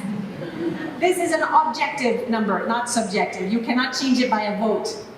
Buildings will fall, right? Are there any engineers in this crowd? You know this is true, mathematicians? Yes, you know this is true. Another example, cyanide. Okay? Cyanide will kill you. It does not matter if your religion teaches you that cyanide will not kill you. If you take cyanide, you will die. It's an objective fact. So we need to teach. How do we avoid arbitrary definitions that are subjective because they suit your purpose, and arrive at objectively true definitions? Okay? We discover through principles. Okay? What is the human person? There are 3 principles of logic to help people know this is a full human person, so that we then can have empathy for the human person. In the past, you didn't have to worry about this when you were young. You just knew. The culture taught you this is a baby. Today, young people doubt. The colleges and universities, so sophisticated, teach them, right? Oh, that's your parents' ridiculous religious belief. There's no person there. But logic and reason counter it. We must be equipped and prepared to help them understand this. The first most basic principle of all logic is called the principle of non-contradiction. This is not difficult for you to learn how to teach. Right? This principle is basic to all logic. If you violate this principle, you cannot have any logic. You cannot have any agreement on anything. In fact, you will be vegetables staring at each other. Right? That's what Plato used to say, Aristotle used to say. Here's the principle of non-contradiction. Something cannot be and not be at the same time, at the same place, in the same body, because it is a contradiction. Okay? You cannot have Queen Elizabeth is alive and dead at the same time, at the same place, in the same body. They are mutually exclusive conditions. Aliveness and deadness are different conditions and they exclude each other. You cannot have a circle that at the same time, in the same place, on the same piece of paper is also a square. Impossible. Because a circle has no right angles and no straight sides. And, a circle, right? And a square has 4 straight sides and 4 right angles. So, it is a violation of the principle of non-contradiction to say it is a baby for you but not for me. If someone does that, you tell them you're being completely illogical. And if you believe contradictions are okay, then anything goes. Right? It's murder for you but not for me. It's rape for you but not for me. Right? The 50-year-old grandmother is a person for you but not for me, so I can kill her if I want to. Who are you to say she's a person? And how can they argue against that? Right? If we don't want to be illogical, we cannot say it's a baby for you and not for me. It is illogical. Let's discover. Is it a person? There's a second principle in logic that helps us to know what is true. It's called the principle of reasonable public corroboration. And it teaches arbitrarily asserted, arbitrarily denied. What that means is if you just say it's a baby because I feel it in my bones, someone else will say it is not a baby because I feel that in my bones. You can't just state it. You have to have reasons. So this principle says the best definition is the definition that other people of reasonable intelligence can corroborate, right? Can agree with. So, in the 1970s, a French genetic doctor by the name of Jérôme Lejeune used a DNA sequencer, a machine, to discover the full human genetic code present in an unborn child at the moment of sperm-egg fusion. In the millisecond that the sperm fuses with the egg, a new, unique human genetic code is present. And my pro-abortion opponents, when I debate, will say, well, your toenail cell has a full human genetic code. Your hair cell has a full human genetic code. Are you saying that your toenail cell is a human person? No. Your toenail cell has your human genetic code. Your hair cell has your human genetic code. But at the moment of fertilization, that little being has its own unique human genetic code, never before seen in history, never to be repeated. Which means, logically, you have a being of human origin who is unique. A unique human being. It is science, it is logic, and it cannot be denied. So, because they cannot deny that, the pro-abortion movement now says, okay, fine. You cannot have a contradiction.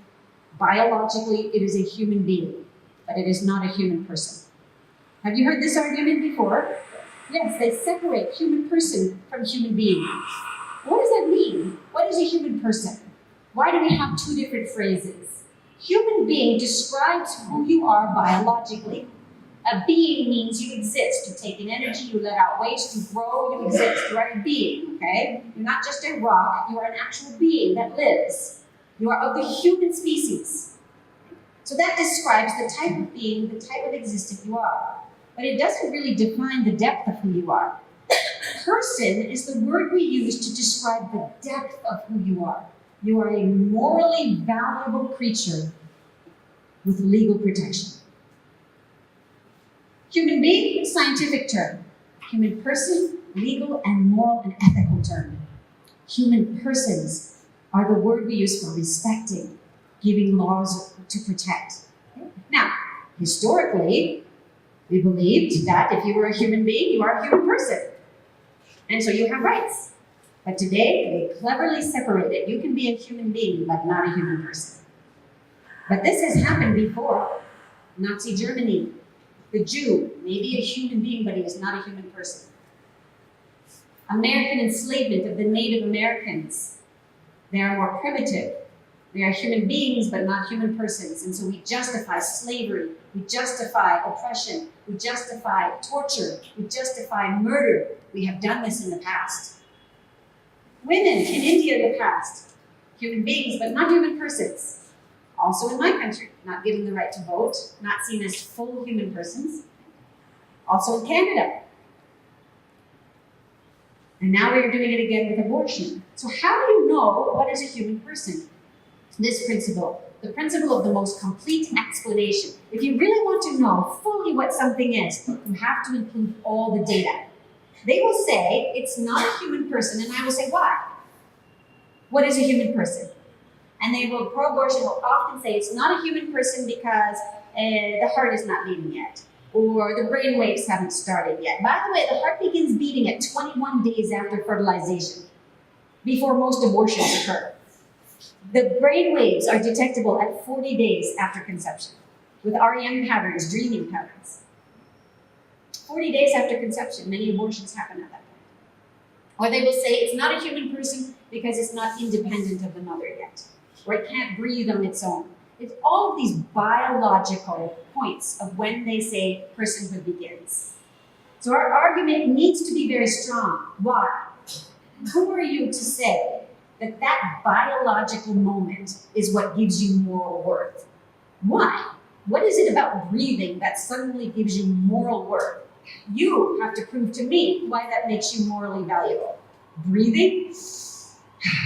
What's so morally valuable about that? Right? Brainwaves? What's so morally valuable about that? There are many people who have brainwaves and they use their brainwaves to attack and kill others. Is that morally valuable? What is morally valuable about your brainwaves? About your heartbeat? About arms and legs? Monkeys have arms and legs. Are they equally morally valuable? And many times they will say yes. And we say, let me reason with you for a moment. You are missing something. If we really want to understand fully what a human person is, we must completely explain what the human being is, right? The best explanation or definition is the one that includes the most data, the most information about something. Okay? So let me use an example. Let's get some data. What is this vegetable? Take a look, observe it. Capsicum, right? You call it a pepper. How did you know? What data is present to you? How did you know it was a pepper? Right? It was passed on. It's passed on. You learn from other people, right? Past experience. It looks like a pepper. Okay? Who's a good catcher? Can you catch this? Yeah, you ready? You say it depends on if you are a good thrower. Okay? Is it a pepper? Okay. Can you break it apart so we can eat it? Go ahead, try break.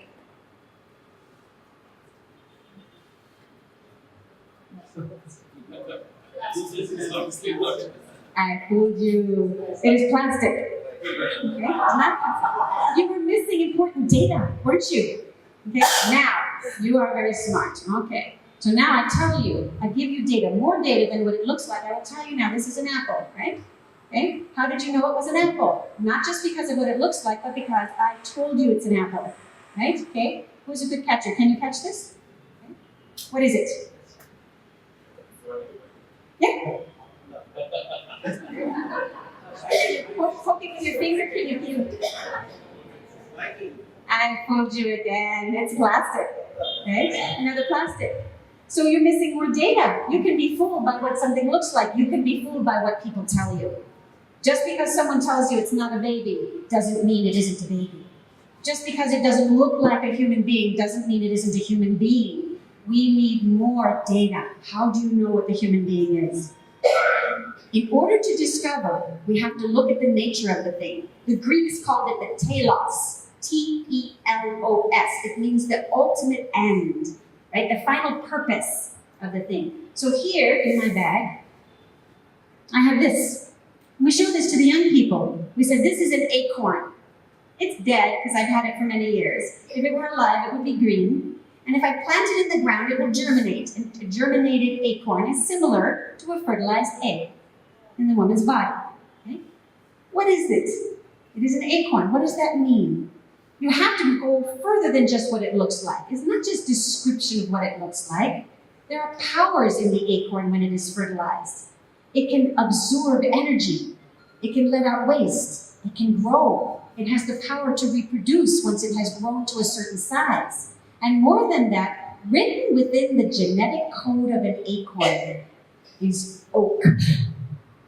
Oak is already written in the genetic code of an acorn. It already knows that it is oak. Now, it is not an oak tree, right? It is an oak seed. In the same way, The unborn child of fertilization is not an adult, right? It is a very primitive form of a human person, but it is a human person. How do I know? Look at the powers, not just the appearances. Okay? What are the powers of a human being? What are our powers? We can absorb water, we can absorb energy, we can absorb sunlight. Is that all? No.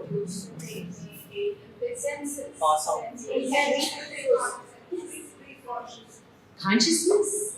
Is that all? Consciousness? Because animals are conscious, right? Is there something more than that? Communication, we can communicate. Is that our end? Our ultimate highest purpose, our telos, is to communicate. Because dogs communicate with one another. What is our highest end? Love. Love, there you go. Right? We have consciousness and we have communication for a reason. So we can love. So we can have empathy. So we can care and have compassion and have the image of God in our lives actualized. That is our ultimate purpose. Is it your ultimate purpose? Yes. Is it your ultimate purpose? Yes. So we are the same. We are both human persons. That's what gives you moral value and legal protectability. Is that worth protecting? Yes. Arms and legs are not worth protecting. Right? I know a man, Nick Wojciech, who has no arms and no legs. Because his mother took thalidomide when she was pregnant with him when he was a baby. Because that drug was used to solve morning sickness. But they didn't know at the time that it also caused serious birth defects. I think I erased the picture I did. And so he was born with no arms and no legs. So is he not morally valuable or legally protectable? No, of course he is, because he knows how to love. And he travels all over the world and he shares the message of empathy and compassion and love, and he tells people, you are good and you are worthy because God made you. And so we should protect him because he has the power to share love and goodness and justice. Hey, now, does Nick share love and justice and goodness when he is asleep? No, he has the potential, but he's asleep. So can we kill him when he's asleep, or is he still morally valuable? Still morally valuable, legally protectable. What makes you morally valuable and legally protectable is not what you are actualizing now. It is what you can do in your future potential that makes you so valuable. Right? So, the oak tree, when it is a seed, if we have no oak trees, and they are very rare, right? And we need trees for the wood, this seed becomes very valuable, even as a seed, because of its future potential. Same thing. If we have need for love, then the seed, the human person in its undeveloped form, is extremely valuable. And when do we not need love? How can we ever say, we have enough love, too much love, right? So we got enough, we can stop now. We always need more love. Every human being from the moment of fertilization is infinitely valuable because we all have the future potential to love. Now, my opponents in debate will say, so then the egg and the sperm have the future potential to love and seek justice and goodness and beauty and ultimate home. And so now are you going to protect every sperm, every egg is a person, morally valuable? What's wrong with that argument?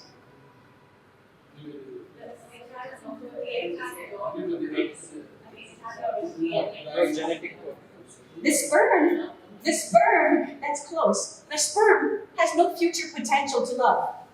No future potential. You can give it all the nourishment to stay alive that you want, and it will never care about other sperm. It will not say, okay, there's an egg. Oh, okay, you can go first, right? To fertilize the egg. You go ahead. Compassion, I'll let you go. Right? You will not have communities of eggs building churches, right? Because they do not have the potential. It's not there. But when the egg is fertilized, same thing you need. And eventually, it has the same future potential to love as you do. The sperm does not. The egg does not. Of course it is not morally valuable and legally protectable. It is not a human person. But the egg that is fertilized has a full future potential of love, and you don't have to do anything to it. Just let it be. Watch it grow. Nothing else needs to be added to it. I want to end with this thought. I will pass this. I want to end with this thought. Here is how we define a human person.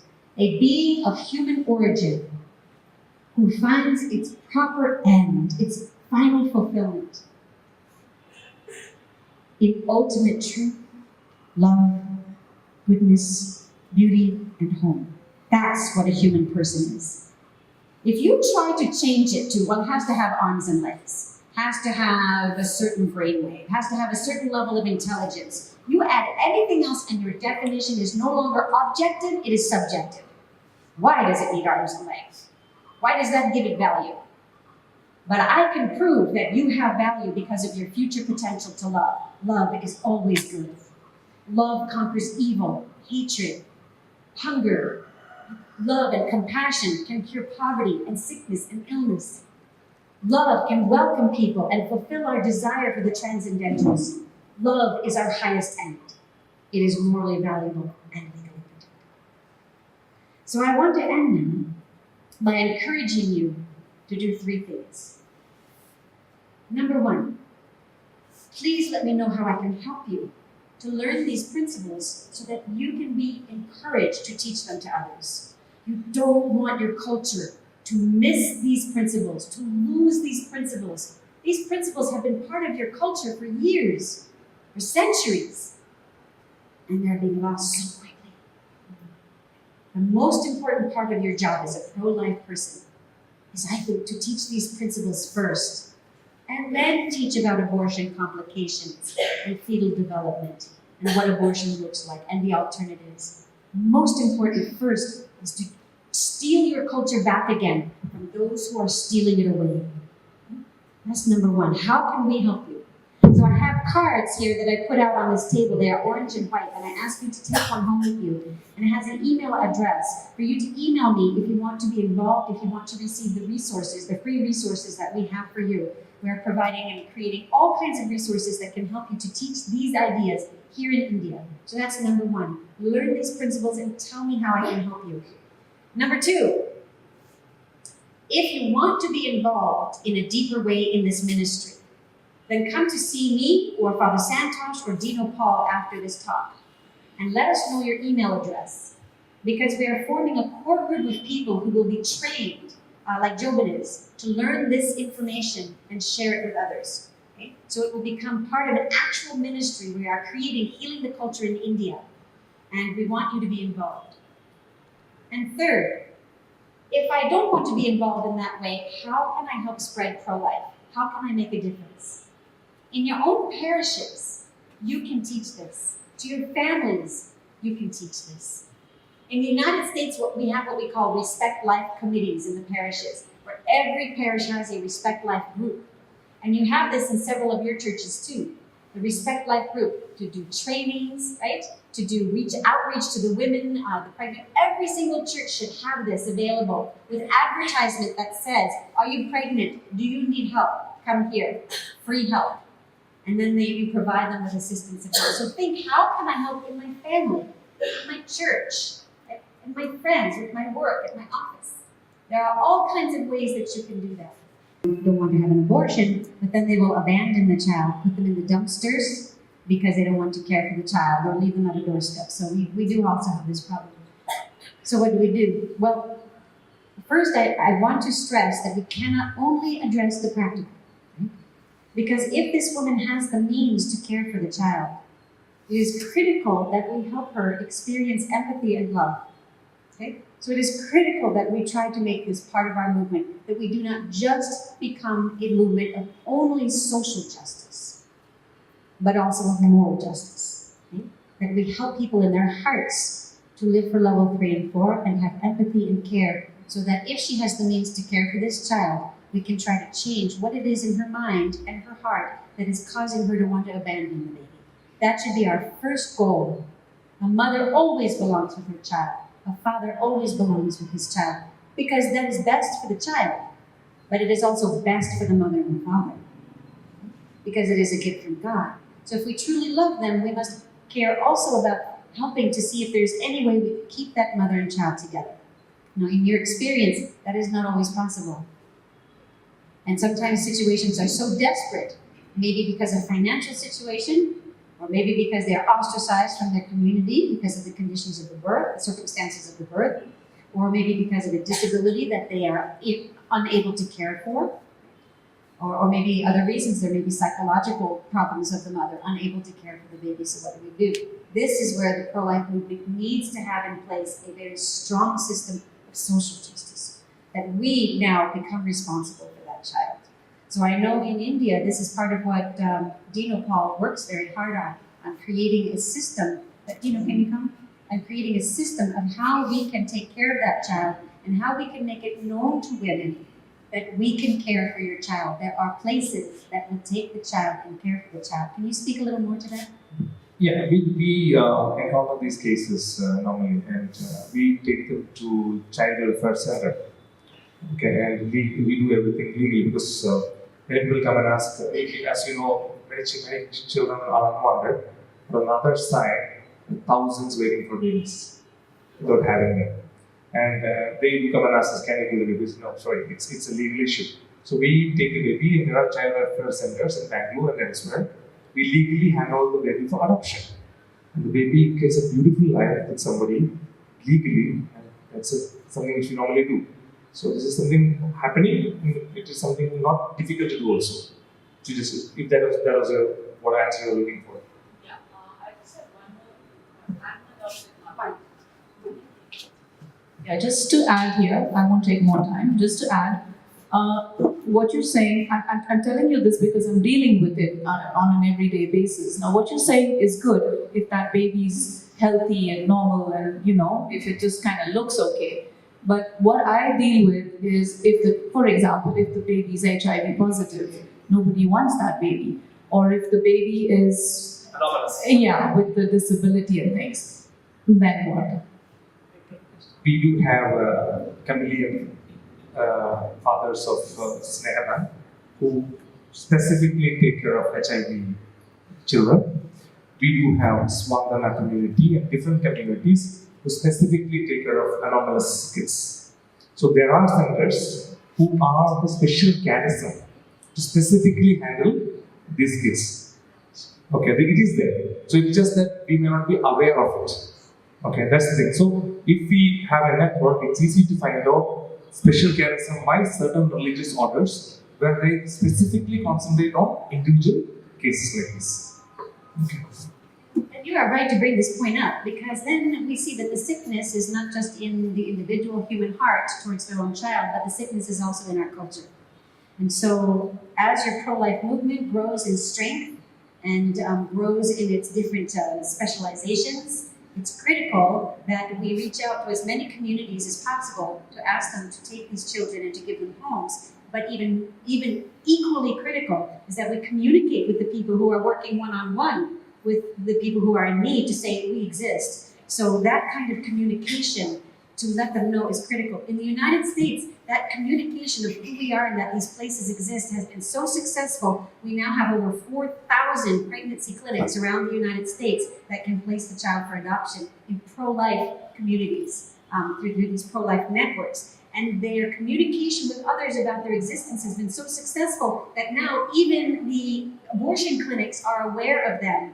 And sometimes, I know this sounds bizarre, but sometimes the abortion clinic, when the woman does not want, when she goes into the clinic and she changes her mind, some of the abortion clinics will give her a card and say, then go to those people, they will help you place your child for adoption. So they will send them to the pro-life places. They hate us. They don't like pro-life. They think we are evil. But if the woman doesn't want an abortion, that's all they can do for the woman. They will abort your baby. They offer no other services, right? And so they say, go to those people. They'll take care. Great. So we must communicate even with the clinics. So the woman changes her mind. Here we are. We will accept the baby. Just one last thought. Stringing as we're talking on this. So great now. So we've got centers where they say, yes, I'll take care of the baby, etc. Just logically, because I have people talking to me about this. I'm an adopted mother myself, right? So the logical thing here is, okay, so now you're bringing up all these centers. Aren't you just encouraging this? Encouraging getting pregnant and then giving up your baby? This is what people ask me, right? This is what I genuinely face. They say, okay, now Madhu, right, so you're doing Mother Teresa. Mother Teresa said the same thing. Yeah, bring the baby, I'll take it. But indirectly, aren't you just promoting it? Like, okay, get pregnant. Okay, there's a center. Go give the baby. Get pregnant again. Because we deal with this. Just a week back, I put one baby in. You know, we literally took her out from the garbage because thankfully the parent called. So it's very tough thing. It's very tough. It's very tough to deal because the moment you bring up a center that's taking the baby, the next thing is you've got a set of people coming and saying, encourage. Everyone get pregnant, bring the baby, leave in the center. This is genuinely what we go through. So I just want a little dissent. It is very fair. We have this debate also in the United States. We have something called safe haven for newborns. And it is a law that is passed in many states that allows a mother to abandon her child at a safe haven location, and then she will not be prosecuted for child abandonment. If she goes to a place like a fire department or the police department and abandons her baby there, then it is legal, she will not be prosecuted. But people argue, now you are just encouraging child abandonment. Yes, this is why I'm telling you, the biggest part of your pro-life ministry should not only be that type of social justice. It needs to be to educate and change your cultural attitude so that women don't feel that they need to abandon the baby in order to be happy. That has to come first, or you have this exact problem. Right? Now, how do you get that kind of education? Verbal education, witnessing, objecting to the billboards and things that are advertising and telling them this is not what we want, changing your laws. That's how we build a different culture. We have to have that aspect, or you will have people thinking, well, these people are going to take care of it. I can live this way and I'll be happy because those people, you want the baby, take the baby, now I go have my fun. Why do we educate the women? It's not just, and the men too, it's not just to save the baby's life and to avoid child abandonment. It's because she is going to abandon the baby and run off into a life that is going to make her miserable. And we know it. So you have to do both. But we need these clinics too, because what do we say in America? You need the law to control the heartless, right? Some will do it anyway. So there needs to be these places to save those babies from those who have no heart or are so desperate that they cannot care for this child. Desperation drives us to do terrible things unless we sometimes have a safety net. We need both. Yes?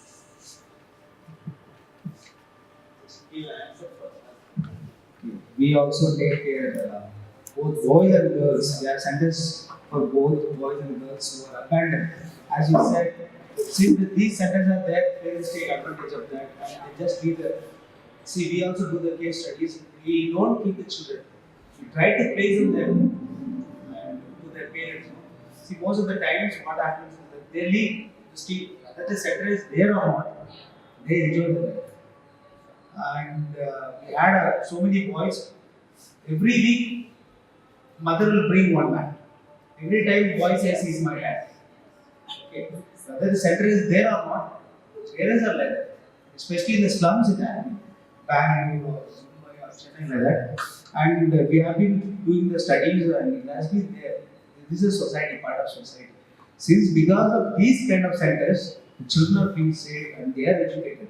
Otherwise, they'll be in the streets. Thousands of young people, we take them from the streets. Railway station, bus stand, we have our own centers on no scope. And so many hundreds of youth and boys and girls who are abused by their own parents or uncles, relatives. Such kind of children, we bring them, we educate them, do the counseling. It's very difficult, very, very difficult. We cannot simply put them into the street. These kind of centers are not there, means their life is completely bad. Well, this discussion can go on for hours. One of the things that we do when the woman comes to safe haven to try to abandon her baby is in some of the states, they will tell her, we will accept your baby on the condition that you have dinner with us 3 times so we can talk to you. And at the end of that conversation, after 3 times of sharing a meal with her and finding out why she wants to abandon the baby, sometimes we find that she has problems we can help her overcome and then she doesn't want to abandon her baby anymore. So you also raise a good point. It cannot be just a cold, sterile, institutional, we accept your baby, thank you, goodbye. It has to also be ministry. It's an opportunity to minister to the woman, to say, what's going on here? I don't judge you, but mothers want to be with their children and we want you to be happy. What's going on here that causes you to want this? So we will take your baby, but I want you to give me a promise. You will come have dinner with me 3 times to see if we can reunite you with the baby. Sometimes the women say yes, they leave the baby, they never come back. But all you can do is invite. You cannot force. You can only invite. And sometimes they do come back.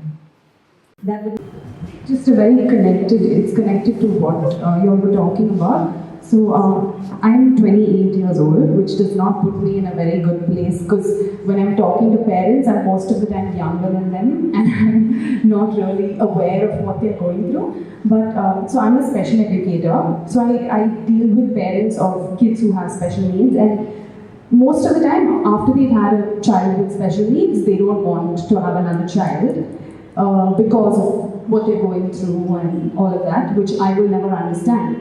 So in a lot of cases, they've had abortions after, having a child with special needs. And when I have conversations with them, because I'm, by the way, I'm Amita's daughter.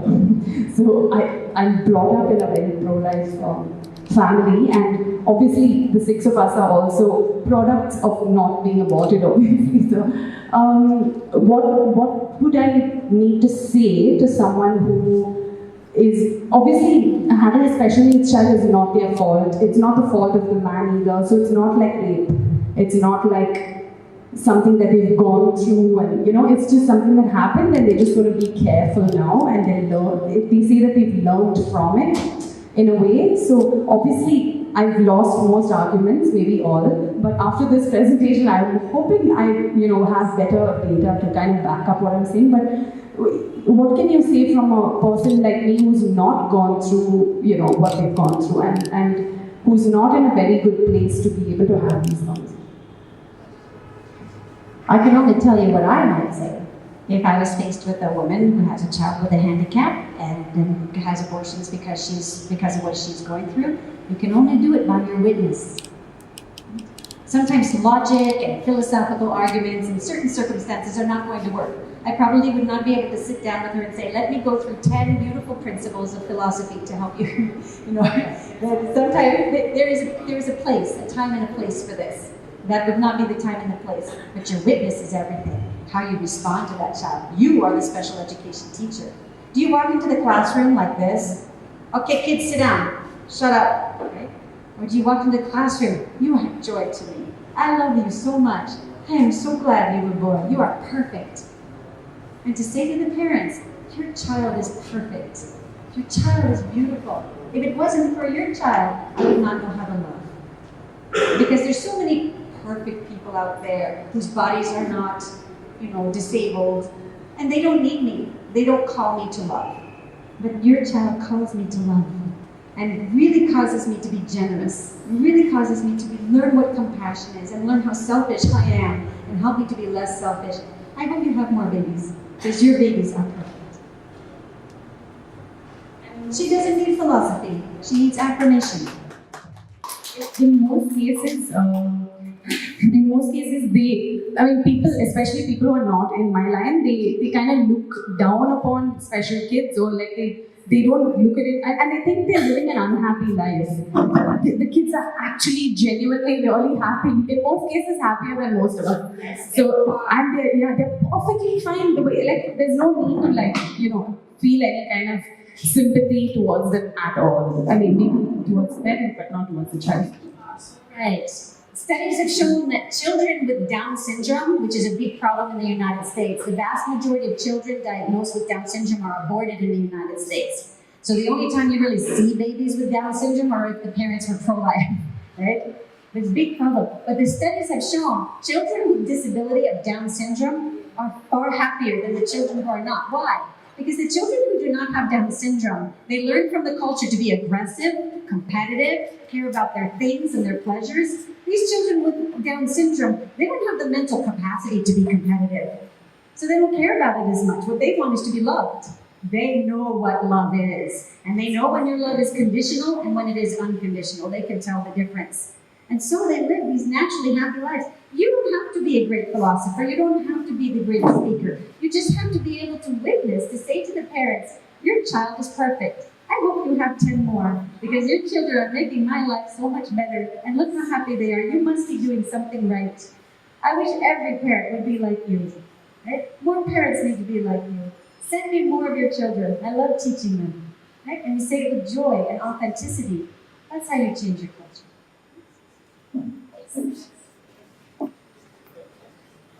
Hello, myself and Does it not work? Did I push the button? Did I turn it off? hello. Thank you for the opportunity. Myself, Karamjit Singh. Especially, I believe that abortion is a very evil practice. But before this could come up, there was evil practices happening in India. Far brutal evil practices like sati, child marriage, untouchability, so many things. And this evil practice has been abolished. And the reason was Christian missionaries who have come to India. And they used one tool, that was education. And I believe that you're using the same tool to educate people in India about abortion. I myself have gone through the same pro-life kind of situation in my own life, where my mother told about a woman who had 3 children, and she conceived again, and she had 2 twins. And she went to hospital, she went into operation theatre, and she was about to be operated to abort these 2 kids, but she felt something fell on her. It's a great fear. She came out of the hospital, and thank God she came out of the hospital, and because of that, I am today here. The same situation happened with me. I was a pro-life because the moment I heard this, my mother came out of, nobody taught her. It was a God who put that fear in my mother's. And I used to speak about pro-life and should not do abortion, a lot of things but I got married, I went to London, I was with my wife, we were planning so many things. And the situation came, my wife conceived, and we both were not prepared. And the moment she said, my wife told that I will take a tablet. I said, why? No, the tissue will go up. I know, this is not. God put me desperately in this situation. So now I'm in a situation that my plans will completely resort, but I trusted God. When you have started this heartbeat, who am I to stop this? So the issue was finances. We went ahead, we prayed to God, God, what is your will? So my wife had these words coming out of her, who are we, who are we? So I told my wife after the prayer, see, God's allowed to speak the same words. The one who is. So today what happened is my wife conceived and she gave birth to a baby. And I have a lovely daughter now. And the finances were now, my wife, I was a student, my wife was working part-time in London. And she was working on a contract. And contract is supposed to complete within 2 months. And after that she will not get a job because she is pregnant. But the moment when she went to her employer, she said that she's pregnant. Employer, without telling my wife, told head office, change her contract to permanent from temporary. Knowing it. And she worked as a permanent employee only for 1 month, and she was awarded 7 lakhs Indian currency rupees. And that was more than sufficient for my child to look after. So what I believe is pro-life. I'm for pro-life. And what you're doing is really appreciated, and whatever support I can from my side, because my target is to win souls for Christ. And I have changed transformed my life. And I want to do. Thank you so much for that. Sometimes the stories do not turn out so well, but sometimes they do.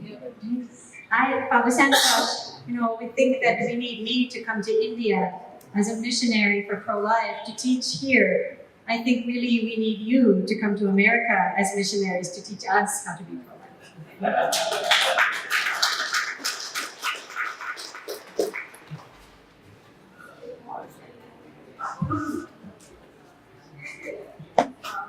Going back on what he said, actually, that was my question. In India, female feticide is very prevalent. And it's not always the woman who wants to lose the child. In fact, she is forced to do it by her husband, her own husband, by his family. So what would be your views and what could... And I fall into that mistake, don't I? The woman, as if it's always the woman's fault. It's easier to say that, isn't it? But in the United States, the studies show that the vast majority of women have abortions because they are not supported, or they are not supported by, or they are pressured by the men who impregnated them. And if it wasn't for that, they would not choose abortion. So what do? Our education cannot be just to the women. This is not a women's issue, any more than slavery in America was a black issue, right? It is a human issue. And the men have to learn as well that they have a responsibility, right, to look for true happiness in their own lives. And we must minister to them too, because when they live for the wrong reasons, they're unhappy as well. We are all one human nature. And so we must minister to them as well as the women, and not just talk to the women about this. So teaching the men about what true happiness is and what empathy is, and that this is a baby and that you have a responsibility to the baby. A big problem that leads to abortion is pornography. This is a big mission of Dino Paul's. And so you need a very strong movement here of anti-pornography. Our anti-pornography movement in the United States is very weak. We need more focus on that, because over 95% of all American men engage in pornography. 95% at some point have engaged in pornography. And now the statistics on women in pornography are over 20%. It's bizarre. So we need to address those issues with the men and educate them as well. This should not be education that is only taught in girls' schools. It needs to be taught to men as well, to seminarians, so that when they are ordained as priests, they are preaching on this from the pulpit, and they are telling to the men. Man educating to man is so powerful. Mother to son is good. Man to man, father to son, priest to men are even more powerful. So it needs to be witnessed to men as well. You're right.